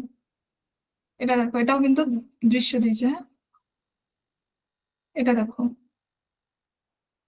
এটা আর কি বলবো, এটা বেনসাপ ডবল। বেনসাপ বেনসাপ। ভালোবেসে এত জলাশয়, এটা দেখো গানের হ্যালো, দৃশ্য দিয়েছে। স্ক্রিনটা দেখা যাচ্ছে না। সবার কি দেখা যাচ্ছে না নাকি তোমার হয়তো নেটওয়ার্কের প্রবলেম হচ্ছে? আমার তো এখানে ওয়াইফাই কানেকশন। দেখা যাচ্ছে। দেখো, এই জীবন একটা সুষুপ্তি, মাঝে মাঝে স্বপ্নের মতো স্বর্গ থেকে একটা ভঙ্গিমা, একটা সংকেত নেমে আসে যাতে বুঝিয়ে দেয় এই সুপ্তির জাগরণ কি মধুর, সঙ্গীত সেই স্বর্গের একটা ঝংকার, নইলে এত মধুর হয়। এটা কে বলেছে বলো? এটা পিয়ারা বলবে নাকি? সুজা। আচ্ছা, আমি কি রানীর লক্ষ্যবিন্দু, এটা কে বলেছে বলো? চিত্রকর। একদম চিত্রকর। চিত্রকর। একদম একদম। তাহলে এই হচ্ছে আজকের টোটাল ক্লাস। আশা করি খুব একটা নিরাশ করলাম না তো, মানে সময়টা নষ্ট হলো না তো? না ম্যাম, খুব ভালো লেগেছে। Thank you sir. হ্যালো। হ্যাঁ ম্যাডাম, হয়ে গেছে। হ্যাঁ, জাস্ট শেষ হলো। Thank you madam. একই রকম ভাবে আগামীকালও ক্লাস থাকবে। আগামীকাল রাত 8টা থেকে ক্লাস থাকবে। আমাদের পরপর দুদিনই ক্লাস রাখা ছিল। তো আগামীকাল ক্লাস হওয়ার পর আমরা তারপরে বলবো যে আমাদের কিভাবে হবে বা কিছু।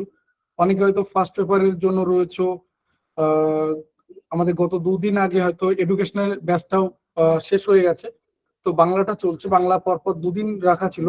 আজ আশা করি সিলেবাসের জায়গাগুলো মোটামুটি বোঝা গেছে, কারণ খুব একটা অসুবিধা নেই। প্রায় 1 ঘন্টারও বেশি সিলেবাসটা নিয়ে ডিসকাশন হয়েছে। আগামীকাল তার মানে ধরো সিলেবাস যেহেতু হয়ে গেল, নতুন কোনো টপিক নিয়ে নিশ্চয়ই ডিসকাশন হবে। তো আগামীকাল রাত 8টাতেই ক্লাস থাকবে, ইনফর্ম করে দেওয়া হবে। আর এই যে রেকর্ডিং ভিডিও বা পিডিএফ নোটস যা কিছু আমি গ্রুপে শেয়ার করে দেবো, তোমরা গ্রুপ থেকে পেয়ে যাবে সবকিছু। ম্যাম বলছি যে কোন টপিক নিয়ে আগামীকাল ক্লাস হবে, আমরা পড়ে নিতাম। ভারতীয় কাব্যতত্ত্ব। তাহলে আজকের মতো রাখি। তাহলে আমি একটু টাইম দাও, আমি যত সময় রেকর্ডিং ভিডিও বা পিডিএফ নোটস আমি শেয়ার করে দেবো তোমাদের সাথে, ঠিক আছে? আর যদি কারো কোনো কোশ্চেন থাকে ম্যাডামকে জিজ্ঞাসা করে নিতে পারো, আর যদি না থাকে তাহলে আমরা রাখবো। যদি কারো কিছু বলার থাকে, কোনো কোশ্চেন থাকে। স্যার ম্যাডামের বানানো পিডিএফটা কিভাবে পাবো? আমি তো বললাম গ্রুপে শেয়ার করে দেবো, মানে রেকর্ডিং ভিডিও বা পিডিএফ নোট দুটোই আমি গ্রুপে শেয়ার করে দেবো, গ্রুপ থেকে পেয়ে যাবে।